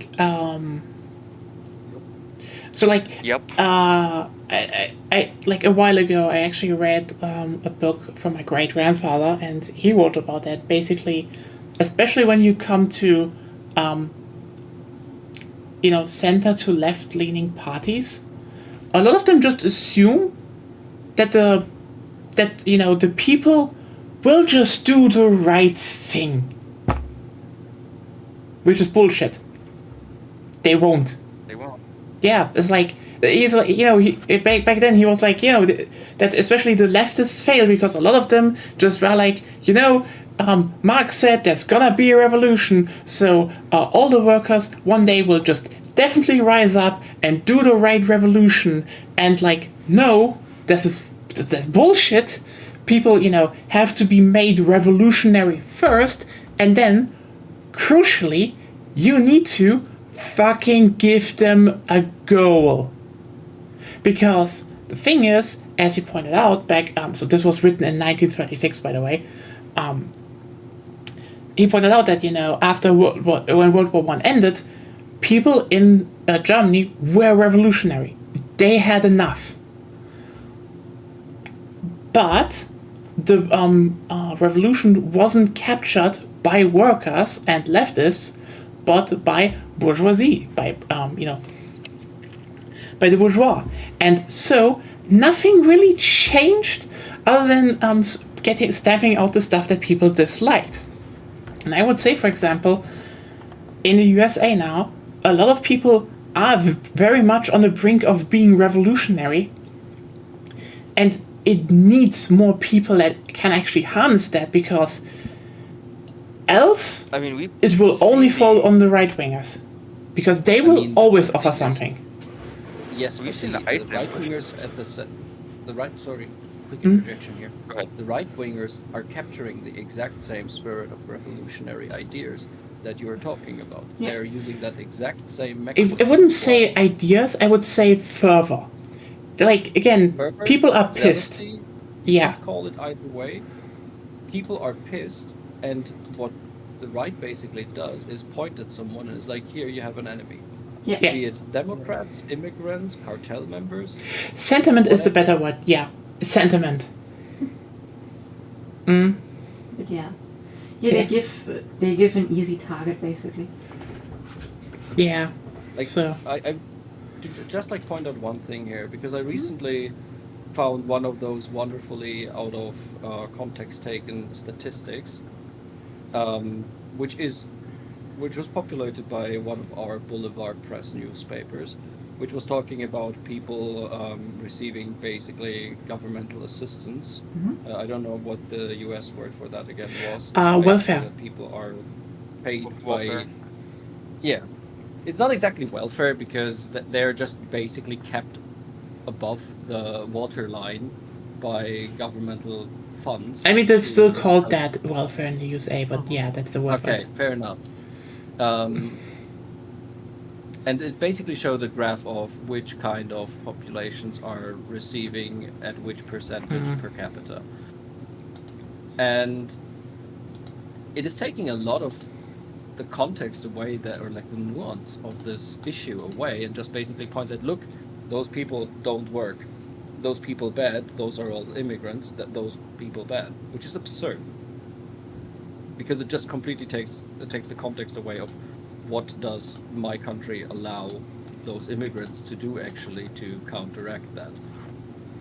Yeah, I mean our Like immigration. I'll just point it out: work permit, and Yeah. that is basically it. Yeah. Like if you come to Germany and you're not like highly qualified and shit, you can be stuck for years without Even when being you're- able to work anything. Yeah, even when you're qualified, like, keep in mind, it took years until they were like, yo, maybe we should do something, because like we have a problem with less doctors. But hey, you know what? A lot of Syrian doctors came to Germany, and then they were like, maybe because they're qualified, we should actually allow them to be able to execute a job here. And now the thing is, now the health system is like literally saying, please do not send any one of them fucking back. If you do that, the healthcare system will collapse. Period. It's literally hinging on Syrian doctors right now. Yeah. And I mean, at the same time, what is happening, or what happened over the past years quite a bit in the US, and this is like one of the things that actually polarized that nation against immigrant or migrants as well, which is, on one hand, you have US companies who are like, okay, I'm a hire my highly educated and very costly workers. What was the layoffs of, I think it was Tesla actually, in 2024, I think. What did they lay off? Almost 9,000 people? And Something. what did they do? They replaced them with migrants, whom they can just treat worse and pay less. Yeah. Yeah. And then they also bolstered at the same time the narrative of migrants are stealing our jobs. You see how how this just cycles back into the same kind of division, or like divisive statements that you find in politics. Yeah, it's the ideal move for them because they profit from migrant workers. Yeah. But at the same time, they have to demonize them because they're one of the weakest population groups in a country, and if they and the rest of the workers would actually unite, then it would become pretty clear who's actually the problem here, and that's company owners in that sense. And I mean, what happened recently, just to close that loop perfectly, ICE went onto fields in California and Texas and such, arrested thousands of migrants, and then sold them back to the plantation owners for the same work, but with less pay. Again, the Confederacy never went away. To a degree. That's maybe not. That happened. That happened. That's maybe not quite. Mm-hmm. Well, maybe this needs a little bit more nuance. So like the way that there's a reason they're called migrant workers, and the way that this typically works, and is that most of the people who are we classify as migrant workers, there's basically sort of two populations of undocumented immigrants in this country. There's the people who are permanent and the people who are not permanent. So the people who are not permanent are people who work seasonally. So typically there's a rotation through the Midwest. These people will typically start in the southern states during the spring and will work on winter crops, and then they will work their way up to the northern states.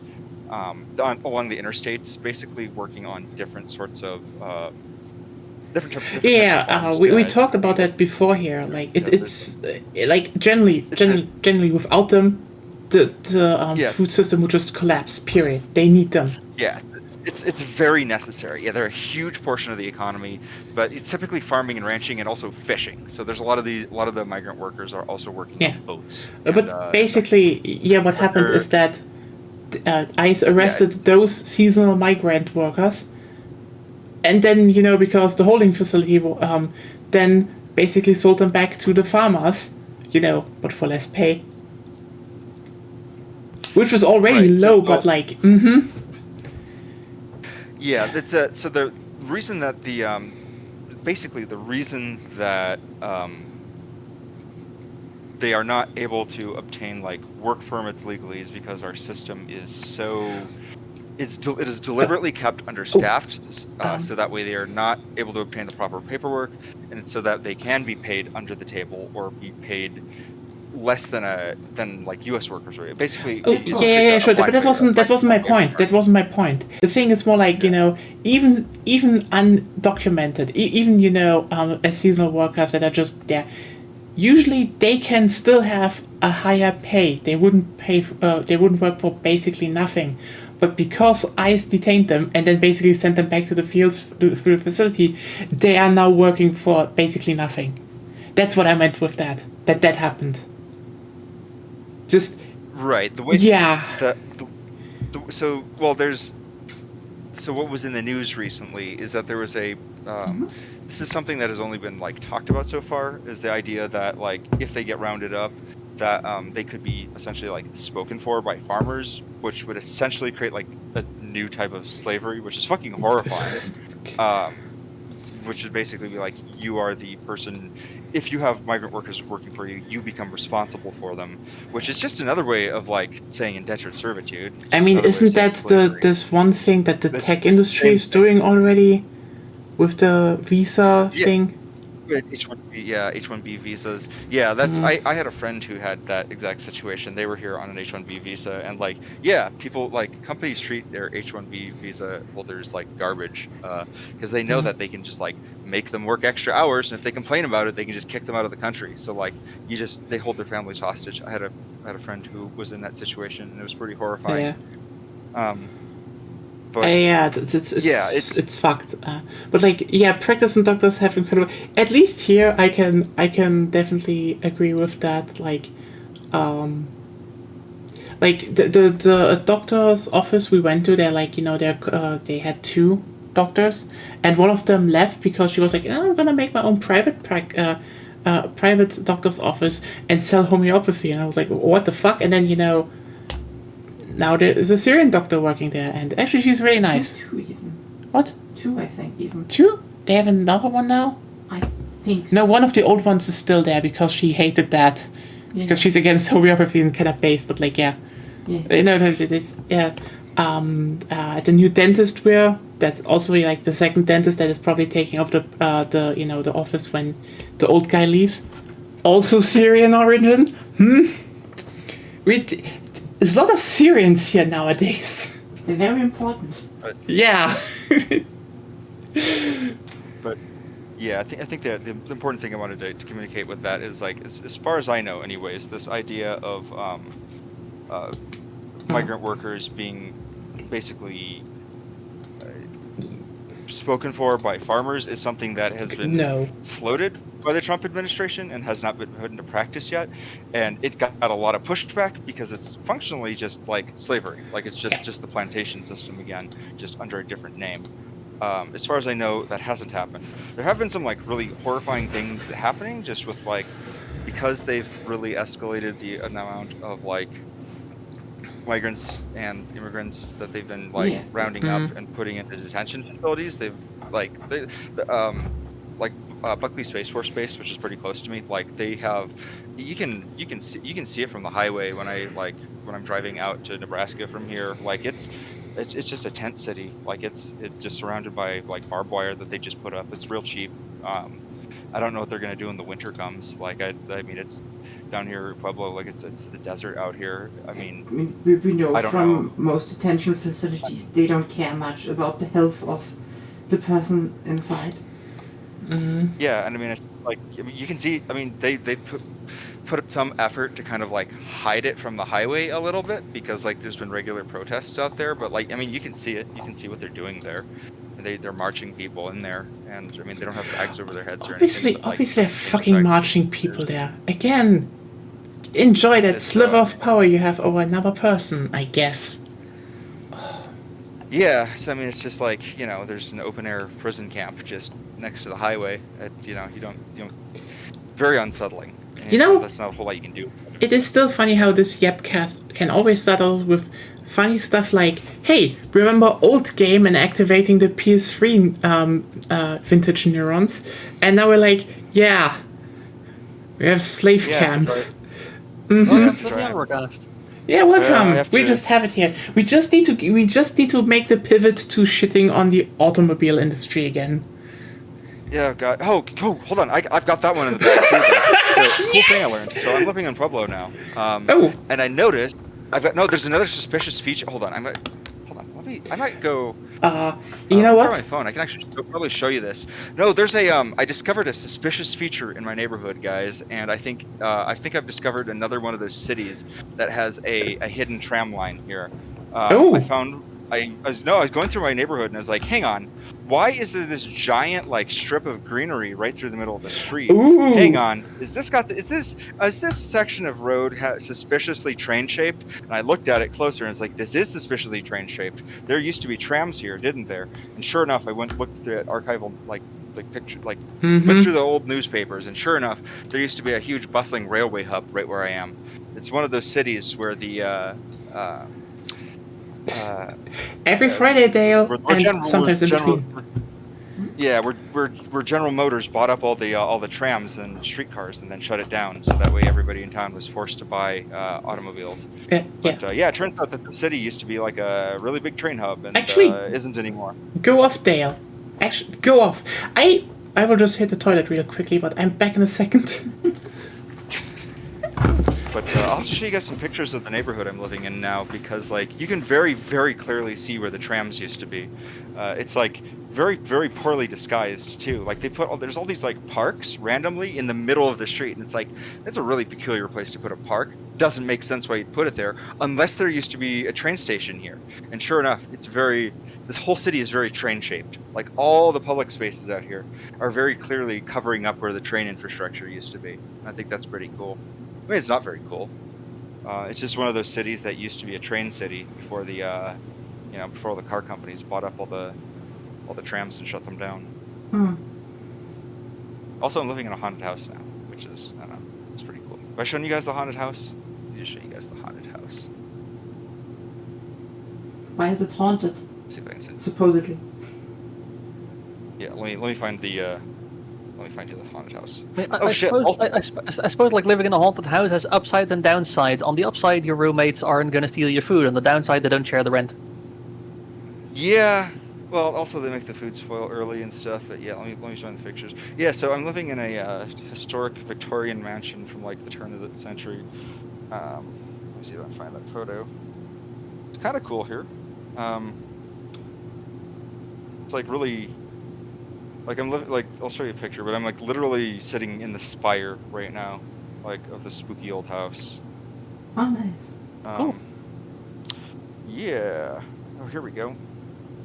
Here's the spooky haunted house I'm living in. I put it in. You just need an organ up there. Oh, I think that's also, I want are you guys up on this? So I got hired. So you guys, I told you guys about this. I got hired by that Chinese smartphone company Vivo to like do a bunch of like storm chasing to like take all those tornado pictures earlier this year, and like so like they paid me to like go take all those tornado pictures, but like the marketing campaign was like a competition, right? Like they were gonna take all the photos that they like hired all these photography teams to take and put them in a pool to like see who was gonna be like. They were going to judge all of them as part of a contest, and then announce some winners. And my photo series won. Mine. I just got the news this morning that my tornado pictures were the won their category. Yeah, I'll show you guys, share those pictures with you guys. But didn't expect that. Why can't I send? Oh, hold on. I can't send pictures in that channel. I'll put them in Coven Gathering. Yeah. But yeah, I'll send you guys pictures of the haunted house I'm living in. I don't actually know if it's haunted. I just like calling it a haunted house because it's like a spooky old Victorian mansion. So there is no spooky legend? Yeah, I don't know if there's actually a spooky legend associated with this house or not. It's I'm living here temporarily. Invent one. Yeah, I don't know. Maybe if you guys take a look at this house. So Pueblo, Colorado is like it's like in the southern desert. It's like where it's in the high desert of Colorado. So like, you know, it's got typical desert stuff around here. We got, I don't know, snakes and cactus and yucca brush.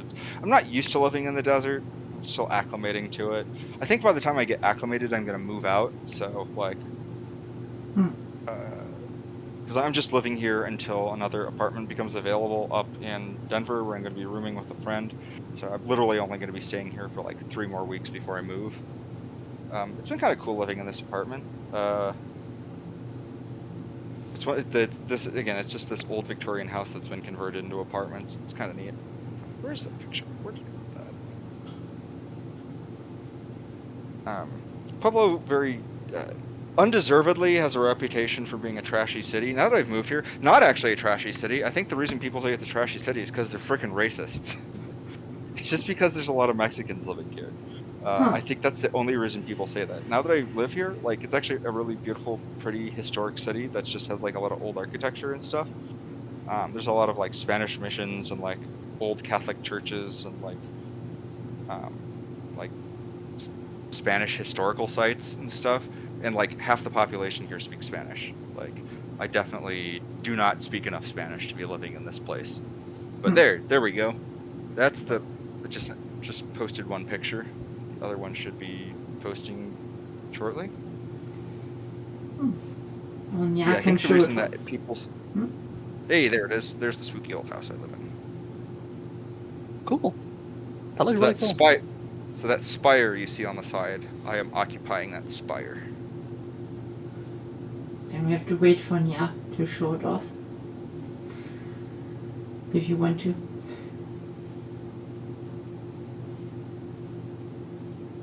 And then I'll show you guys I'll upload these. So the photos that, not too far off, Lena, but that photo of the old house. It's pretty close, actually. It's pretty close. Yeah, it's like an Addams Family house in the gift finder. It's pretty close. It's pretty close. And then these are the photos that won that photo contest. We'll upload those here in a second. So this is the photo series I entered for that competition. By the way, Lena, you were Swedish, right? Dutch. Dutch. Oh, never mind. I have been to Sweden a few times. I like Sweden.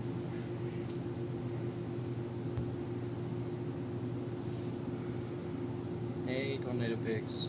Let me have a look. This is the one thing that I'm actually happy about living in Europe, that we don't see those kinds of clouds too often. I mean, I think it was 2 or 3 years ago that we actually had a relatively large tornado in Germany, but it barely ever happens, and I am very glad for that. And I know that it's also like a few years more back. That was still like during the early stages of COVID pandemic. A good friend, like we had this very big storm, like basically crashing all over Europe, and the countries that were hit first were the UK, and right after that basically the Dutch coastline. And a good friend of mine who's also from Netherlands, I just called him on that evening. I was like, yeah, let me know how's the weather, and he was just like, yeah, it's raining sideways. Oh, back in 2020, a tornado touched down in Amsterdam proper, if I remember correctly, like in the city. I think there's footage of it like on YouTube. Like it wasn't like a little like weak landspout tornado either. It was like an actual proper like supercell tornado with like a mesocyclone and everything, like an actual like big ass tornado. 2019. 2019. Mm-hmm. Yeah. Yeah, Germany. Yeah, I'm just quickly checking some foot. Oh, Jesus Christ. Yeah. Well, I think if I remember correctly, like the climate there is actually fairly conducive for them. If you're going to go any place in Europe, there's like 2 places in Europe that like really get a lot of tornadoes, and it's just like, I want to say it's like the Netherlands and Poland. I know Poland for sure because there's a storm chaser in my Discord server who's in Poland, and like they've been getting a bunch of tornadoes the last couple of weeks. I mean, very happily that's posting all of them. which is not surprising because Poland is basically flat. Yeah, and the Netherlands is like hollow. Like I have once, a long time ago, I was at the coast and out to sea. I saw like I think 2 or 3 water spouts some distance out, like very clearly. But that was like quite offshore. Okay. Yes. Hi, Danny. You can definitely send me some pictures. I can put up on the stream. Also, Germany has a tornado corner, but they're not as big, and not that many people live there. Also, yeah, there are some pictures in the main chat. So Hey. if yeah. you want to show them to stream, Sure. The haunted house. that would Yeah, be- I will. I will gladly show off the haunted house. Like we I are haunted house I don't- enjoyers here. Yeah, I don't know if I told you this one, but that really big tornado photo there, or the one where you can see the train in that photo. So that train actually got hit by that tornado. I don't know if I mentioned that last time, but that train. Quick question: since you are, Yes. I presume, a bit experienced on tornadoes, how bad is F4? It's pretty bad. The reason that they give tornadoes ratings is for mostly insurance reasons, but the way that they rate tornadoes is based on the amount of damage that they give them, is the amount of damage that they do. So if you have like a giant mile-wide tornado but it doesn't hit anything, like that can get an EF0 rating, because like it doesn't hit anything. But like if you get like a tiny little tornado and it like completely levels a house to the ground, like that can get an EF5 rating just because of how much damage it does. So they give ratings to tornadoes based on how much damage they do. So an EF4, that's the second highest rating. So that's an incredibly devastating tornado if it gets that kind of a rating. Also, yeah, I have to.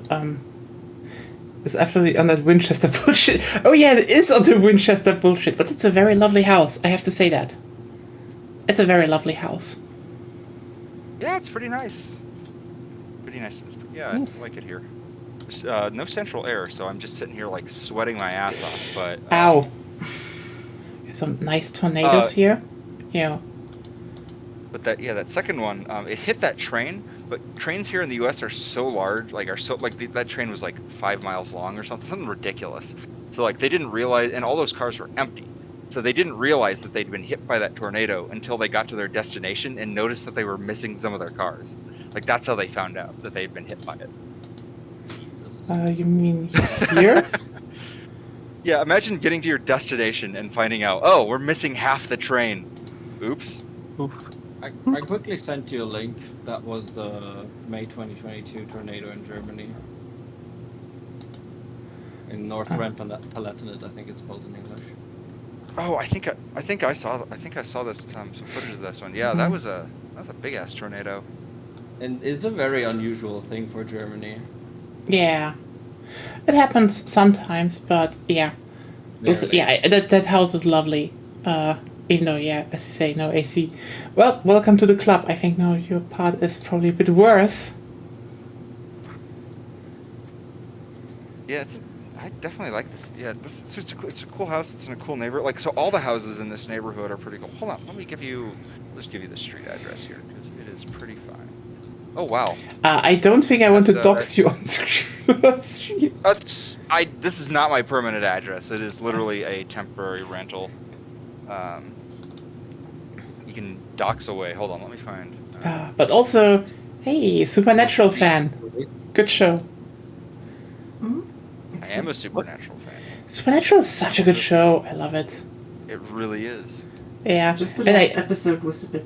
The what? Yeah, the last episode fucked it up, even though they had the perfect ending one episode before it. It's like, oh my god. And I stand by that the later seasons are actually better than the earlier ones. By the way, Nia, since you were talking about, because I just remember that, since you were talking about Warhammer before, I have started painting an army for my wifey. Ooh. Like for my girlfriend. And she's gonna play Emperor's Children. Really? Emperor's Children? Oh yeah, boy. She calls them the BDSM Marines. I mean, which is not wrong. I mean, I guess, yeah. I do hope I can get at least my orcs over here one day, and I can maybe play some orcs in the local store. But like painting them will be hard. I would say if you want to have any clues on any tips and tricks on painting, I would just need to get. Here's the thing. Just so you know, first off, I would need to get my orcs. I would need to see how the new codex and the rules are, and then I would need to check if I need one or few more models, which would be expensive, and then I would need to get new paint sets and shit, and yeah, maybe then we can talk. And also, I just realized I didn't put. Oh my god, I totally forgot to put Lena on the stream. Oh yeah. Why is the god damn it? You forgot. There you go. Show the chat again. Yeah. Also, yeah, it's still funny how everyone I hooked on Warhammer is still vastly addicted to it, and I just sit here and be like, yeah, I want to get back to it one day. So fun fact, the funniest thing in this case, Erika. Yeah, sorry. Too used. Yes. Yeah. I'm sorry though. Thing is, I still remember the time when we were in Ulm back then in the Warhammer. I got him hooked, by the way. Yes, fun fact. But the funny thing in all of that is, I still kept that memory very close when we had our Warhammer minis up in our room. Best time, actually, yeah. And this is actually, this was one of the reasons that actually helped me also try it again, because I really felt like, can I even do that? Can I even paint minis? And yeah, that memory actually is one that I hold very fondly. Yeah. Fun fact, basically I was the one that dragged Warhammer in back then because I had still like a 4th edition rulebook and I had minis and all that, and then they opened the Games Workshop in Ulm, and I actually bankrolled him his first army, which was Tau. Yep, they had a starting set there, like, here's a base army and some extra model. Well, I think it was a commander or so on top, and they're like, I was like, I have money right now, you just pay it back. And he did. Which took some time though, because guy. Yeah, but I was like, it's like €5 a month. It will be over in like a fifth. I don't care about it. So you still had money, like he did it. So that. What? If you want to have it. What? I'll quickly send an image of what I'm working on right now to the chat. If you're curious. Yeah, I will say there are people you can trust, and their trust will stay. Hey. Don't go softy on me. You know what? I will go full softy on you. No holdbacks.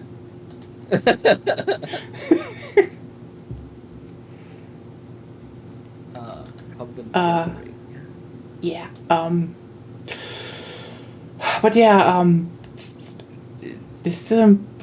They removed trolleybuses. Oh my god, that's so stupid. Trolleybuses are so good. Oh my god, I hate people. Trolleybuses are such the only thing that's better than a trolleybus is a tram, but like. Not gonna lie, very hard agree on that. Because yeah. when I met my girlfriend in Poland, like basically Eastern Europe is completely plastered with trams. Yeah. And when I met my girlfriends, I avoid the bus. If I don't need to take the bus, I won't. I will take the tram any day. Yeah. Like, there are so many, like, small Eastern European cities that still have a tram, that it's still running, and people still use them. And the thing is, like, you can... I'm still bummed, even though I haven't lived there for 10 years. It's stupid, because, like, here's the thing. So, if you want to have some part of a bus line that is just working, and is, like, more reliable than a normal bus, you build a trolley bus. Period.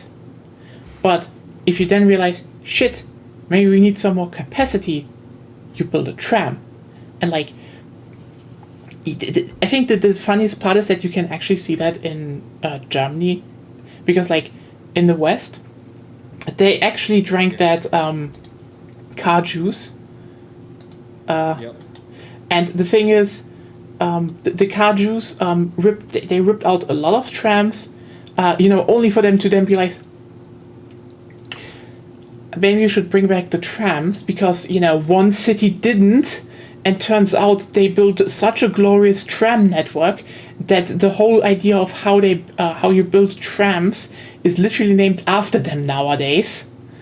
But in the East, because, they had to save oil and gasoline, they were like, we built trolley buses, we built trams. And the shocking part is a lot of East German cities still have really good public transport because they still have their tram lines. I can't speak like from a matter of a bit of understanding there, since I started living in East Germany right now. Yeah. I'm living in a city close to Jena, and I was surprised by the fact that Jena does not have a bus network, although it is a city smaller than my home city, which is 150k, but Jena is like around 100k and still has a much better public transport network than I had in my hometown. Yeah. And it's also cheaper. Yeah, like, I can definitely say, like, when it comes to public networks, like, where I grew up, when I visited, especially my relatives from my father's side, they lived near Karlsruhe. There are not many public transport systems in Germany or even surrounding countries that can measure up to fucking Karlsruhe. Ironically, it's insanely good. But yeah, I also know how it is to live rurally, because compare, like, even if you compare I then went to boarding school near Ulm, where also Milan was, and that's where we met, by the way. Yeah, old friends from school. But yeah, and Ulm had, honestly, Ulm still had solid public transport. Like, we lived in the school was in a hole. It was basically a valley in a valley in a valley, and yet you could take the train at pretty regular intervals. Still, I think it was twice an hour, which is, there are countries where you could dream of that in a rural region. You could get to Ulm. You could get to Ulm and back, and it did cost you money, which sucked. But like, if you wanted to have a trip to Ulm on the weekend, you could do that. And then in Ulm, you could just walk there, because the literally the house is called the main part. That is like the pedestrian area. There, it starts directly at the train station, goes right up to the Münster and beyond that, and all the stuff you wanted to go to, the local video game store where you could get all the games 2 weeks earlier. Oh boy, we played Call of Duty so much earlier. Good times. And how's it called? Games Workshop or the other stores, they were all there. So doable. And they had some trams even. So again, but like, no, a lot of East German cities just blow them out of water. Although it looks great. Not gonna lie.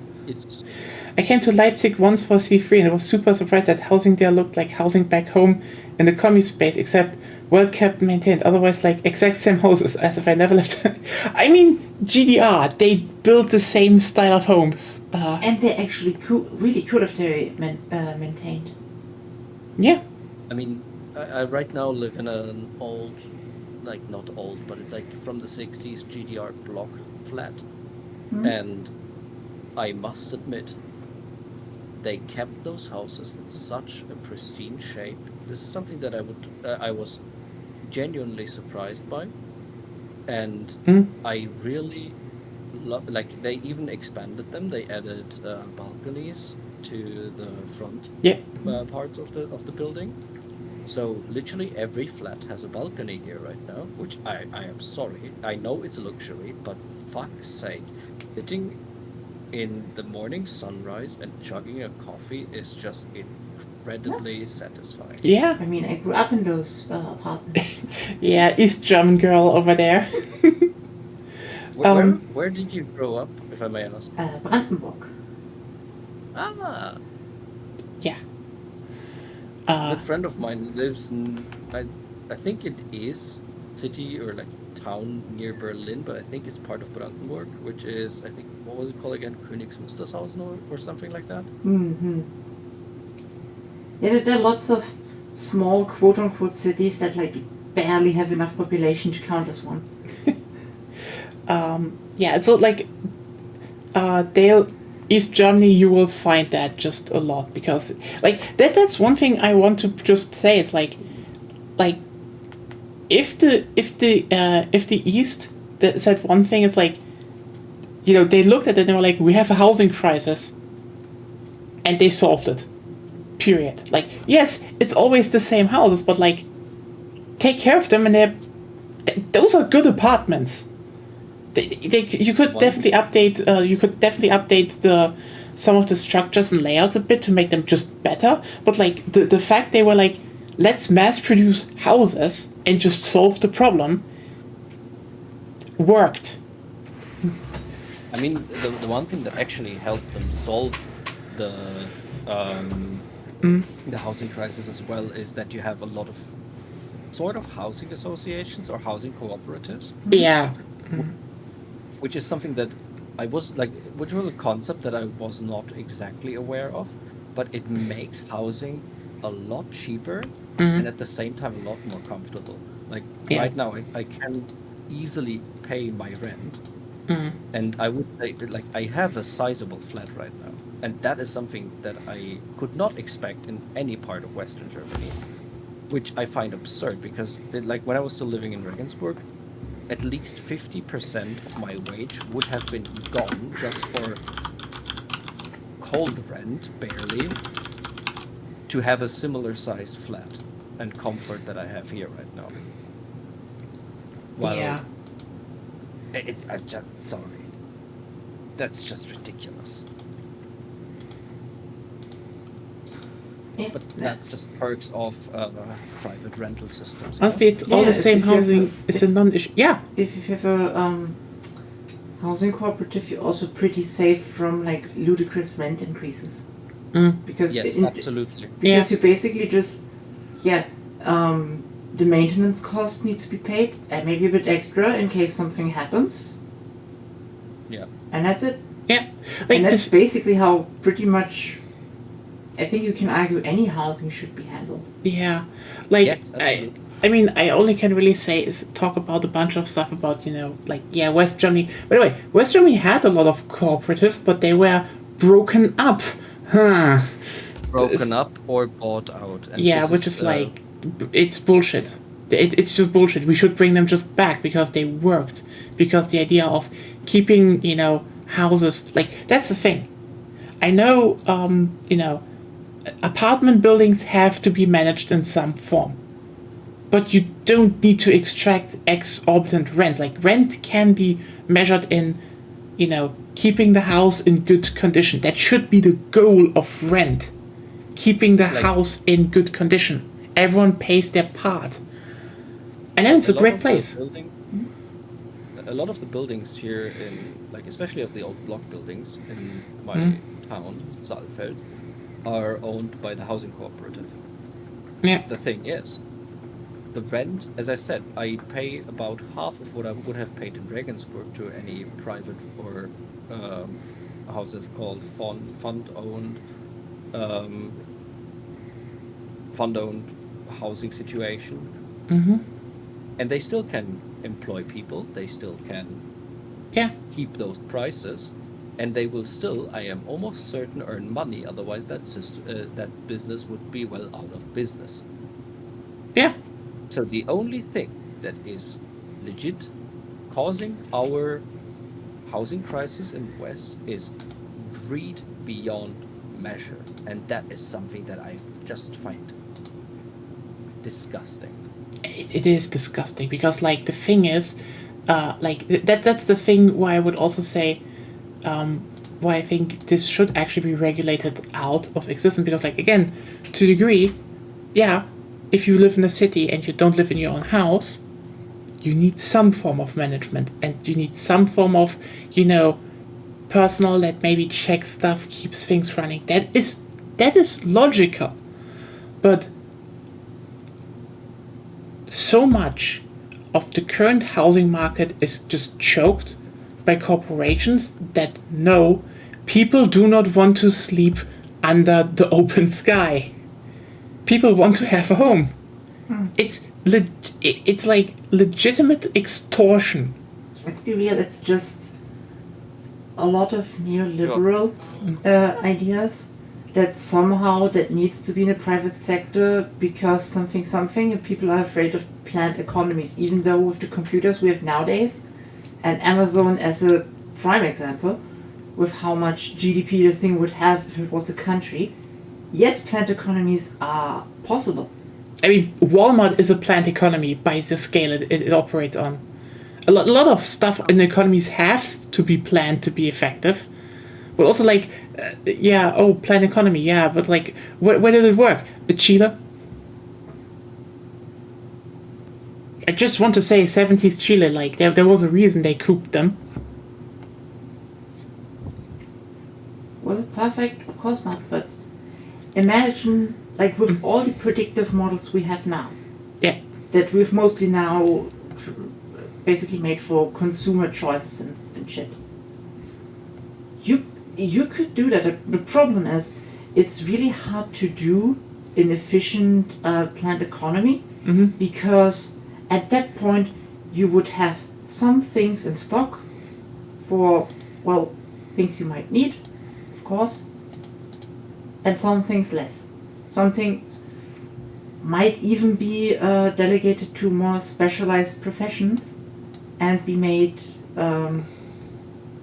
like, how's it called? For example, if you want to have tailored clothes, you go to a specialized tailor and they will make that then. But for everyone who doesn't want that, you can have normal, run-of-the-mill clothes in variety in stock, and someone wants to have it, and then they can buy it. You know? Yeah. There's a lot you can do. What did we talk about city design? Oh, it's partly city design, because technically, if hold on, I sent you guys a. Oh, go ahead. No, Yeah, you okay. finish your thought first. Because technically, if you would introduce a working a planned economy system on a bigger scale, you would drive down the consumption of goods generally, and that would affect negatively on GDP and other systems we have outside of countries. That's one of the big problems with introducing it.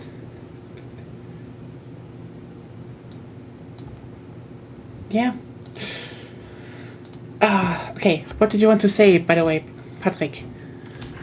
Oh, I posted a link to like the neighborhood that I'm living in, just to show you guys how pretty it is around here. But also, I can also give you directions on that Google Street View, so you can see conspicuously where all the trams in this city used to be. 'Cause again, I live in wait a second. place very much where I used to. I'm putting that one up then because I don't want to like kick up your. Oh well, there's your house. You know what? Let's just put it up. If you say there's no problem with that, that's actually very beautiful. Yeah, I've literally. So I did get my very first stalker the other day. Had somebody follow me in traffic using my coordinates because I'm a storm chaser and my coordinates are actively being published on Spotter Network. So like, I'm not worried about like giving away my location since people can find that very easily anyways. My location is registered with like the Spotter Network National Weather Service, so people can. Okay, then I will not have regrets here. So. Yes. There we go. Also, holy shit, that is beautiful. With the leaves, the autumn leaves. Oh yeah. I need to get a good angle. No. Okay, there. Yeah, it is a Winchester house. I'm sorry. They filmed at least one episode of Supernatural in that. This whole neighborhood is like that, by the way. If you just take a peek around, like it's a historic neighborhood where I'm living right now, so all the houses are like that. Yeah, some nice houses there. It's neat. If you go down, honestly, it's kind of funny to see like how, how wide the street and like how far away houses still are. Like I grew up in a village, but like much narrower and much tighter everything. Even though this was like legitimately, they built like bungalows and normal houses there. Yeah, all this stuff was built like turn of the century. If you go up the street a little bit here, you'll see in this really direction. Nice houses here. Yeah, in that direction. Oh, there's a really colorful one at the end. We changed seasons.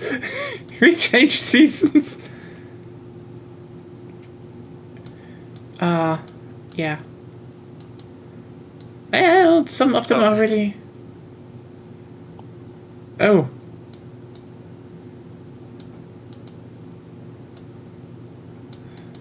There's like one on the corner that's like really bright and colorful. You'll probably spot it. Then let's. Well, why am I too far already? The world of dance. Okay, then let's go back. Wee. Wait a sec, that was your house again, right? If you get to a stoplight, you've gone too far because it's like on the corner of like the first street, like the first cross street near mine. Oh, here. Yeah, that's beautiful.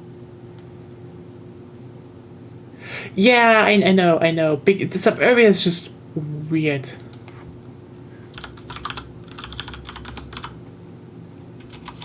Yeah, but all these houses here, they're like historic homes. So like, I'm living in a place that's like, yeah, it's been converted into apartments. So it's like a vacation rental. Colorado very famous for like skiing and stuff. So a lot of people, most of the like short-term rentals on this place on the street are meant for like skiers to like rent it for like a week or like a weekend or something, because like they can go up into the mountains from here very easily. I live very close to the Great Sand Dunes, but if you're on that street corner with that like really pretty house and you go like not the direction you were going earlier, but like the perpendicular to that and go up like 2 blocks, you'll come onto that street where it's very obviously there used to be trams there, because you'll find a weird greenway right in the middle of the street, and that's where and that's where it's like, there used to be some train infrastructure here. Which direction? It's another one of the, it would be, if you're still on that page, it would be the direction that you were, be like on the left side of the screen. Okay, so this direction. Going back into... Oh, okay, we're back out of the Google Street View. What is wrong with you? Okay, we're back in... okay. Going through the seasons here. I think you're... It would be... not that way. It would be... if you're still on Grand Avenue... Okay, yes, not on Grand Avenue. It would be on one of those streets that goes... I am Grand Avenue, so... Grand Avenue. Yeah. So you'd want to take one of those streets that's not Grand Avenue.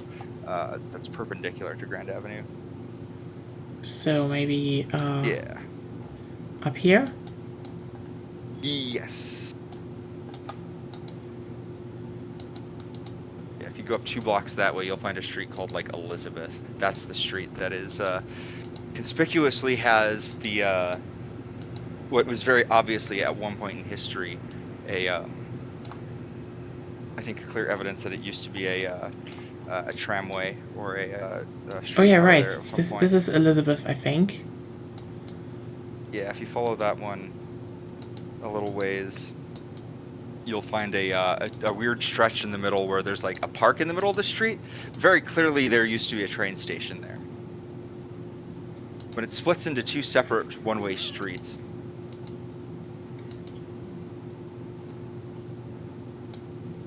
Yeah, I just keep going on that a little bit.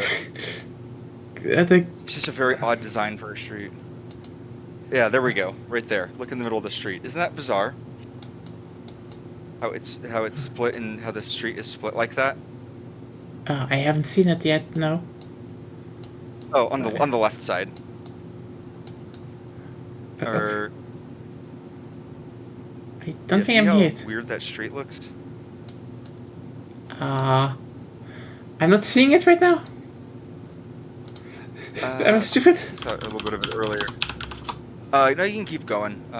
It was a little bit more apparent earlier, but you can keep going.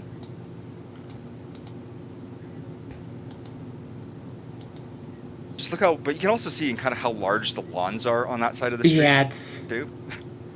So there was definitely then something here. Yeah, if you keep going that direction, you will see there's a part where the street splits into 2 discrete one-way roads. Yeah. Yeah. Very obviously there used to be a train here. Yeah, that's interesting. They could have kept it, but no. Yeah, and you can even see that there's like some power infrastructure kind of around here too. Like this is very clear. There very clearly used to be a train here. And I think the other giveaway for this is you can also see its proximity to the old part of the city as well. Like, because you can see how the historic neighborhoods are on the south side of that. So. Yeah, and you can also Dale in chat's also pointing out how the cracks kind of lead right in the center of the street lead right into that as well. Like, yeah, they very clearly just paved over railroad tracks here. Yeah. It's so very conspicuous. Because also look how large this intersection is in here too. Like, this was not meant for cars. This was meant for trains. But then Henry Ford said no. And no, that definitely is a paved over railway. Yeah, Stupid. Used to be trams here. Honestly, if this was still a tram, I can tell you they would probably be pretty popular. But yeah. Yeah, well, that's the thing too, because like the court. So just down the street from me, there's a courthouse, and like there's the old courthouse, like it was built in like 1911 or whatever. And then like so this, it's very clear that the city was built around the tram. Like people would probably commute from these neighborhoods on the tram down to the courthouse. And then on the other end of this, there's like the main streets. There's like all the butcher shops, and it's just like like a downtown area. So like. Yeah. But if we don't have cars, how to get to downtown? Well, what would people even buy things without car? As they did before cars, but. Well, so there was that dance studio at the end of my block too. Like all those buildings down there have like this really pretty like 1920s, 1930s style like Art Deco like brick facades. So like. These were all within walking distance. Yeah. Like, you could just walk to like the grocery store and stuff too. Yeah. Like this was a 15-minute city at one point, which is crazy to me. All this whole area used to be walkable. It's insane to me. It is the thing. Like people forget that you don't even need to have big trams. The thing is just like this is what I say. If you have a trolley bus, it's usually a really good investment because this line is going to be used. Also, trolley buses are banger. Like, here's the thing. Trolley buses break down less than normal buses. Because their motors are way simpler. The only thing you need is overhead wires. They consume less energy.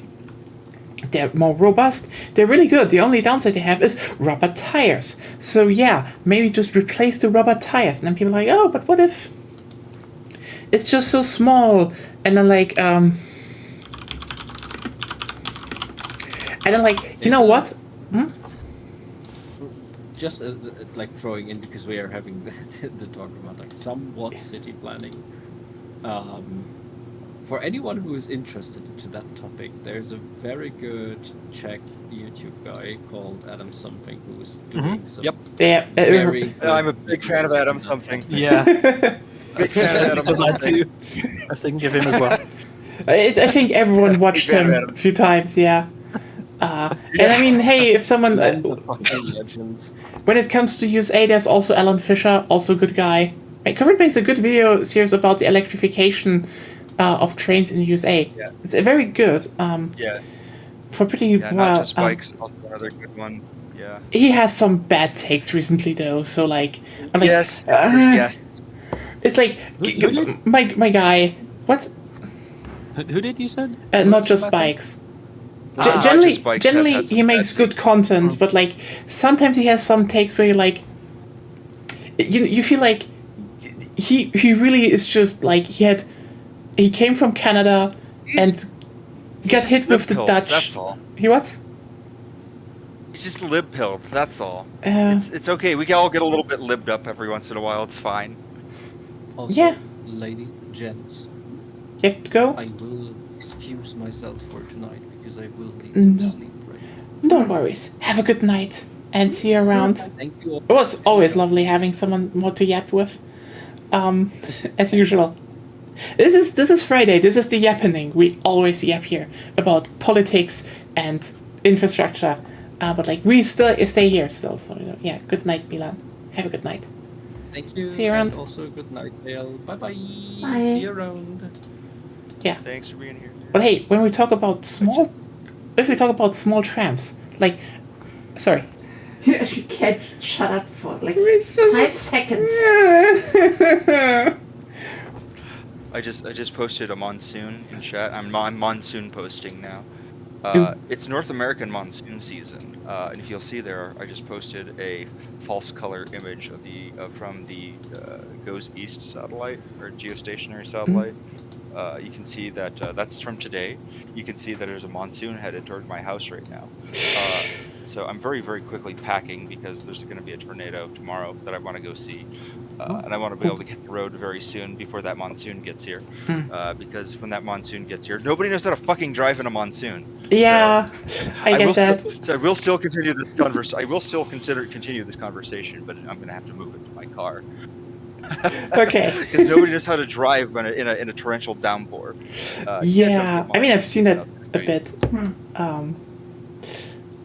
Okay, but I want to say one thing about trams. Like, the thing is, everyone's like, oh, but can we even, do we even need a big tram network? Like, here's the thing. If you have the cool thing about trams is you can scale them really well. As long as people want to go from this section to this section, most cities, even towns or villages or regions could have 1 or 2 tram lines. And you're like, but if we don't have this many people running, being on them, you can have small trams. That's right. Small, low-foot trams. I wonder if those would be like really good in like smaller communities where you maybe just have like one central line, to get people up and down the. Yeah, if you're concerned about privacy, you can use pods. Yeah, and fun fact. That was a joke. I was gonna say. I know, like, still.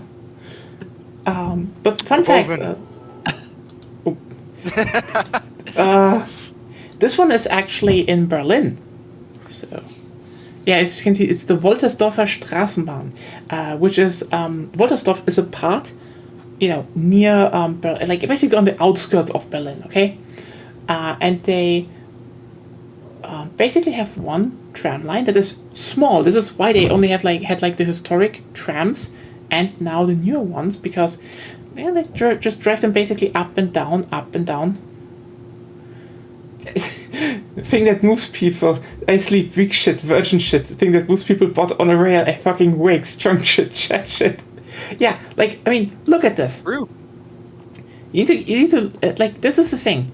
This is literally, I think, the S-Bahn.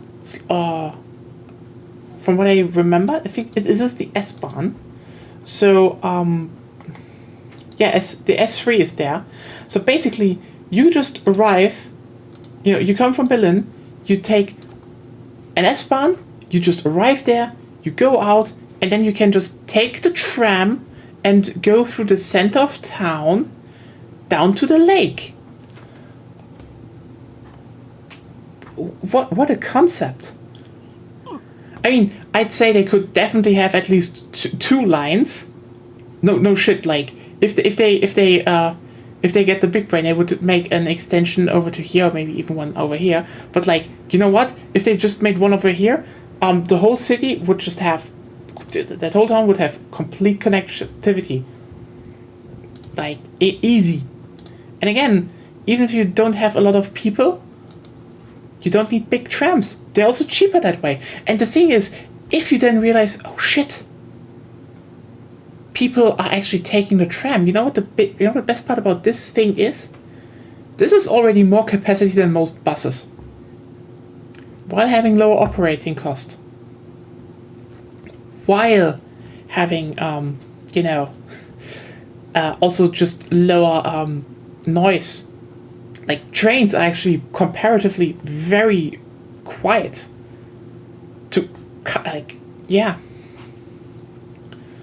Yeah, that's the thing. And the thing, and like, you can still make new lines, which costs probably more upfront. But like, what the best part is, if you're looking at, for example, this tram, if you have them, and you're like, so there's this old, regional railway line that is so close to the tram line, but it goes through some of the villages outside. You can connect that one up, clean it a bit, and wow, you just extended your tram out, and people can come in with that line. And if suddenly you're like, wow, these are getting cramped, you can still buy bigger ones. If your tram line gets progressively more, progressively more used, you can still expand them, no problem. Let's say the tram is so cute, I want to hug it and thank it and its conductor for the service. Yeah. I mean, again, nice looking tram. it's in Berlin. So you can visit it. That It's tram public. is friend-shaped. That tram is friendship, yes. Yeah, it is friend-shaped. A It's very friend-shaped tram. Yeah. It is friend shaped. Mm-hmm. Yeah, it is the capybara of trams. Okay, am I the only one that who thinks that capybaras have like resting bitch face? I can What, see am I that. judging I can too see hard? that. What? Yeah, I always feel like I'm being just like. I always feel like Like, they're angry. yeah. I always feel like they're mad at me. I just see that as like perpetually incredibly chill. I They look like they're stoned 24/7. who? What? I read that expression. I read that expression as being like, deeply concerned, a little bit mad at you. Do you mean the I can tram? understand that. I can understand that. I think No, I'm. capybaras. Oh, I missed that word. So I was just like very confused right now what you're talking about. My little tram car, transport is magic. Yes. And yeah, I can just say like the absurdity that I can see is like again a lot of regions in West Germany like rebuild trams now because they're like hey, maybe we should have trams again. Even if it's just one line, they're just like, maybe we should have it again because it's kind of important. Because, yeah.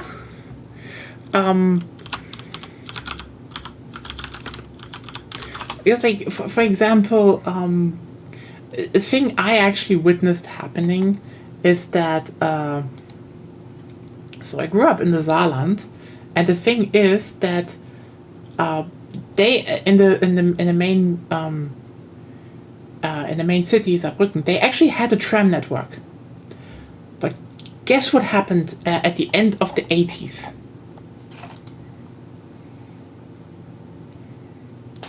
They removed it because, well, we need to make room for cars, and we need to, like, buses will just do everything.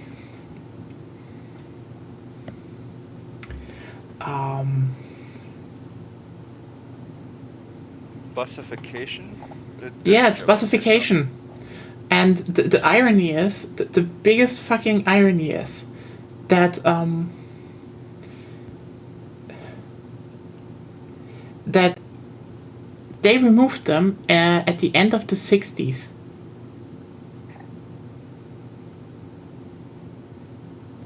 And then they were like, in the 80s, oh shit, 20 years later, this is too much. And so I legitimately grew up seeing them rebuilding a whole fucking tramway through the town. And this is like a town with hills, and this is like still a pretty big and dense city.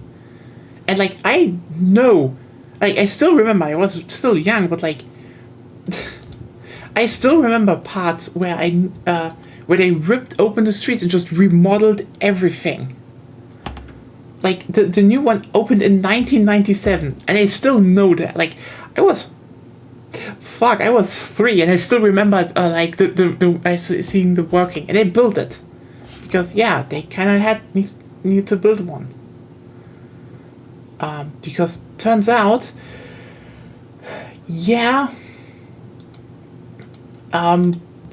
having a tram is kind of good.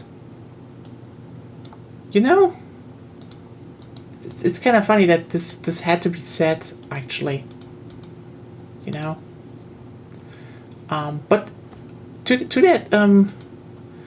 their credit, they built one hell of a big one. They only have one, but as you can see here, this is how this was. This is how it looked like. So this one's actually one of those that goes onto the railway lines, tram train style. So as you can see, but basically it's low floor. By the way, this is so still very much a tram. good designs though. But yeah, the thing is, as you can see, actually, this is main station, and it goes like out and ends in Sagemün in France. You can start in the inner city and drive the tram over the border. That's something. Now wishing American had more trams. Oh, you know what? Trams would just help so many cities actually in the USA already. Like Yeah, like I was saying, this city I live in right now used to be a tram city, pretty sure. In fact, I wonder if I can find. I'm gonna see if I can find pictures of Pueblo that used to have. I'm pretty sure there used to be tram. Well, you say it's going into France, but it's. I mean, technically, it's going into Elsass-Lothringen. So, is it France?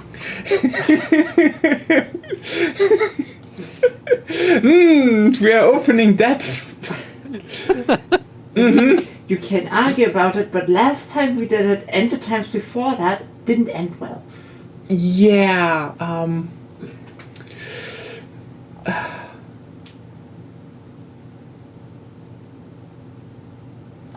Okay, it's just a to expand them. Like they have one line, but like again, you need to keep in mind this is one line they built, and it's like really well accepted because it's like such a central anchor point for travel in the region, and it's one tram line that's basically just light rail transporting in a rural area people up and down. I think I wish they had more rail commute in general. So much places that complete off the rail grid. Yeah, the thing is, and also, I will just say, as much as I can totally agree with that, you can't actually, I mean, that picture is small, but I will open it still, but yeah. You had the trolleys, you had them.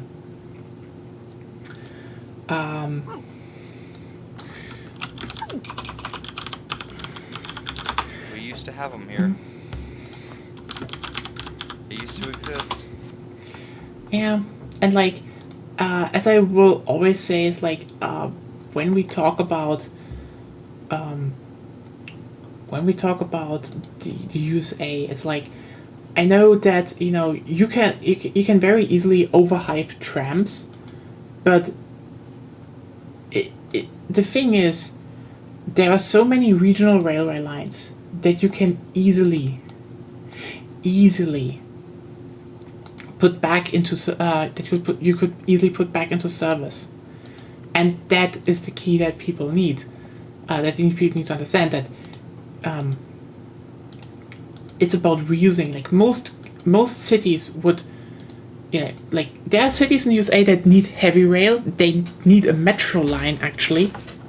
Like, for example, the invention and concept of a train honestly is a downright miracle. Such an incredible concept that US rejected largely for some reason.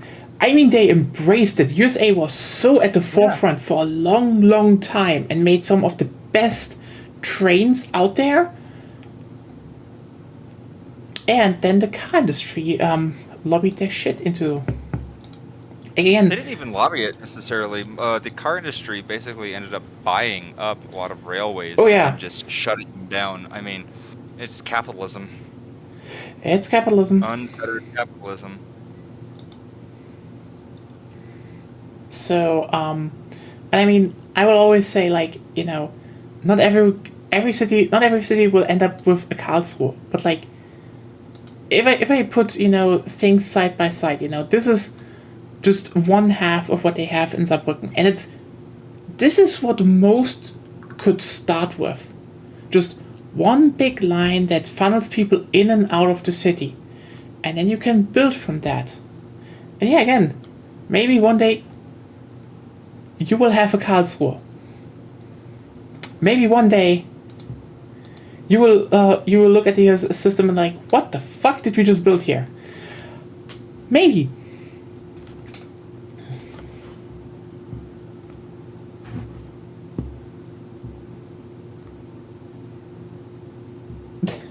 It is yes. What? right now. I mean, It's way too damn hot. I mean, the thing with the Sorry. train is like the train beat the horse everywhere because like, duh. Like the thing is that even in Europe, you build trains everywhere because they were just it just made sense, you know. The thing is just the train, like the fact that the train is not really improvable in a lot of ways. There are some side grades. Metric fuck ton of people, and oh yeah, no. The thing is, actually, the USA was very much concerned about that. Like, don't get me wrong about that. The thing is, and like, pre World War II, the USA looked at the fact that they had rural folk and they had city folk, and they needed to all transport around. They needed goods to be transported around, and they had massive railway networks because they had to carry a shit ton of people over long distances. And the thing is, they got really good at that. Like, really good at that. The thing is, though, and I mean, this is how we get into the bad parts again. Well, fucking racism. It's always racism. It's that. Like, the thing is, the car industry. Let's just break down what the factors were that went into this. First of all, the car industry got massively rich because they built stuff like trucks and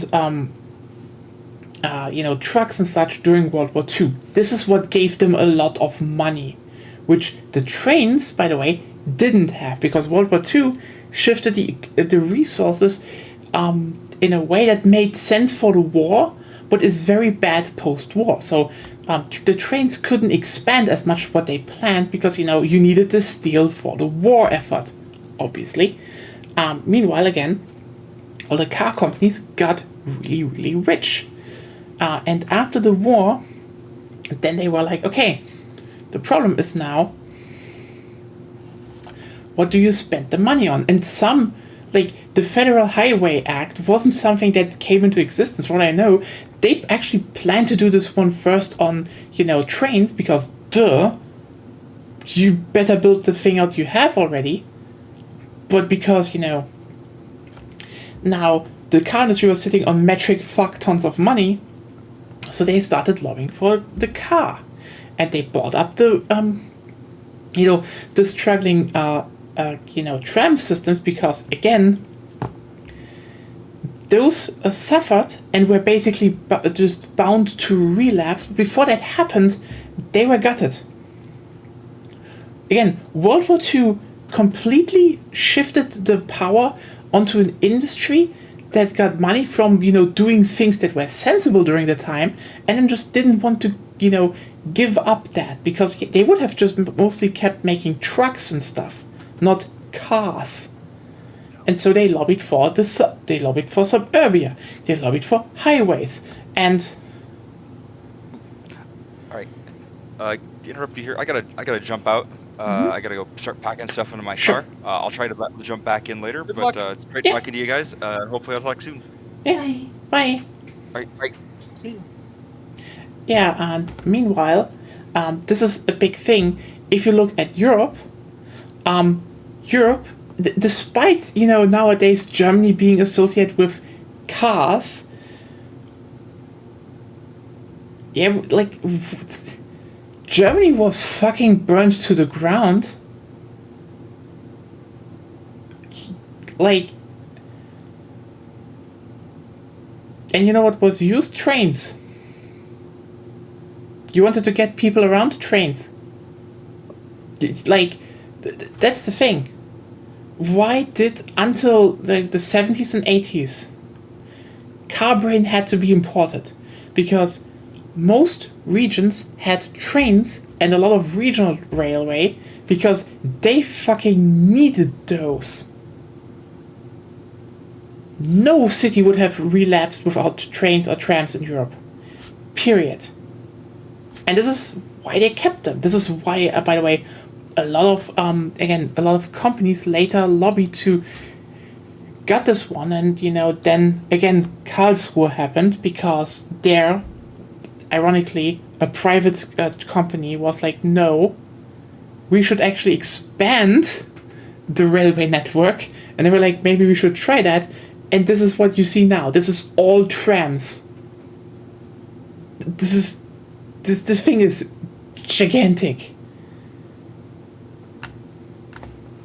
And if you're wondering, yes, this small part over here is its own separate offspring of the same network.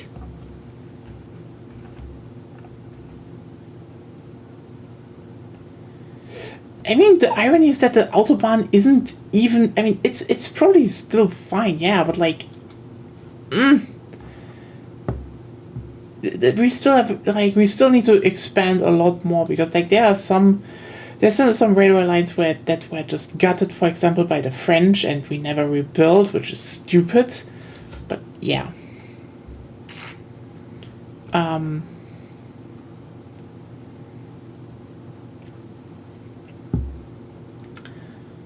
I wanted to talk about some... we still have some old trains, actually, in it. Like some old railway lines that get reactivated. Like, we love to reactivate stuff. That is currently very popular, but also, powered by a lot of old people. Like, this is always so interesting when I think about the fact that people are like, oh, there's this generational divide, and like, here it's more like, no, a lot of old guys are very much at the forefront of, actively reactivating train tracks themselves. Like, we have a big train culture, and they saved so fucking much. And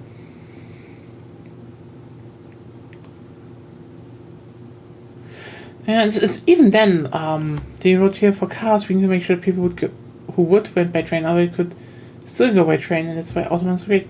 I mean, fair, I guess, but it like, the Autobahn still has problems driving it. Like, trust me, I drove through the country a few times up and down. It has its problems. And yeah, but hey, at least they're currently fixing up the railway lines here, so that's nice. Oh yeah.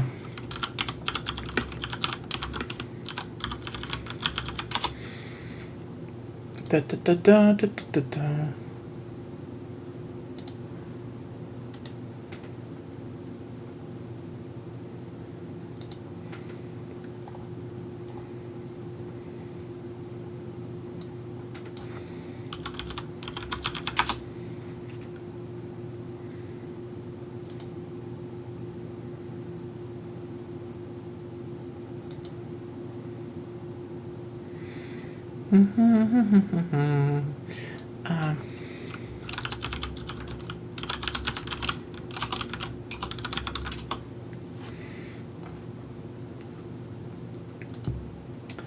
But yeah, so sometimes you can reuse a lot. I mean, also trams can be used for a lot, actually. Like, interesting thing, in Berlin, they are actually reactivating an old railway line right now. Because I know, for example, there's currently a bit of a talk in New York, I think, about reactivating one, while others are like, no, let's turn it into a park, and like,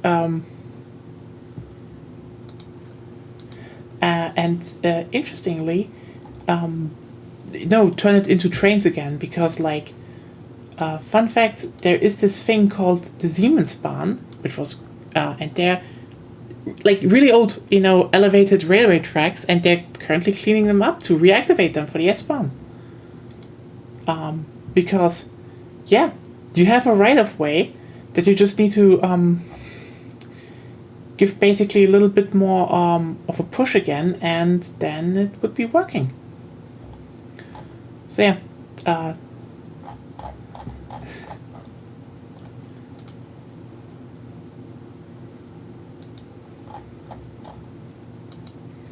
that's happening right now. Pretty cool. Yeah, by the way, if you want to see where this is going, basically, as you can see, down here is the current S-Bahn, and they basically just are reactivating this old extension that is already there. So a lot of a lot of other regions just have access to the S-Bahn.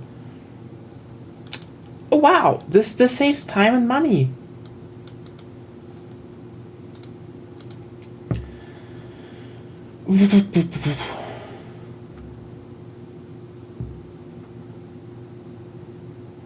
Yeah, I mean in the USA it's definitely only miserable. True. And yeah, a lot of people still take the train here in Germany, despite everything with the Deutsche Bahn. But like, they have.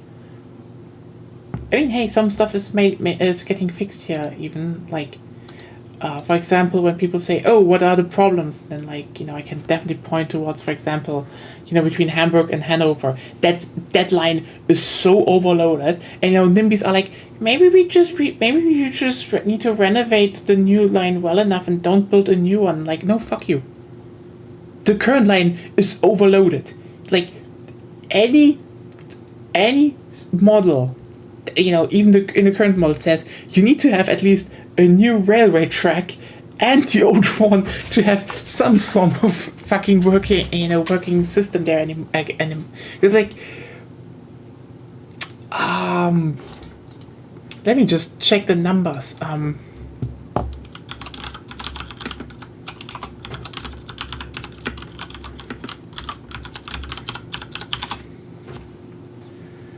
Yeah. So that railway line is overloaded by 147%. 147%. That's insane. Oh well. Hey, we have name. What do you mean with those German names? We have beautiful names in Germany.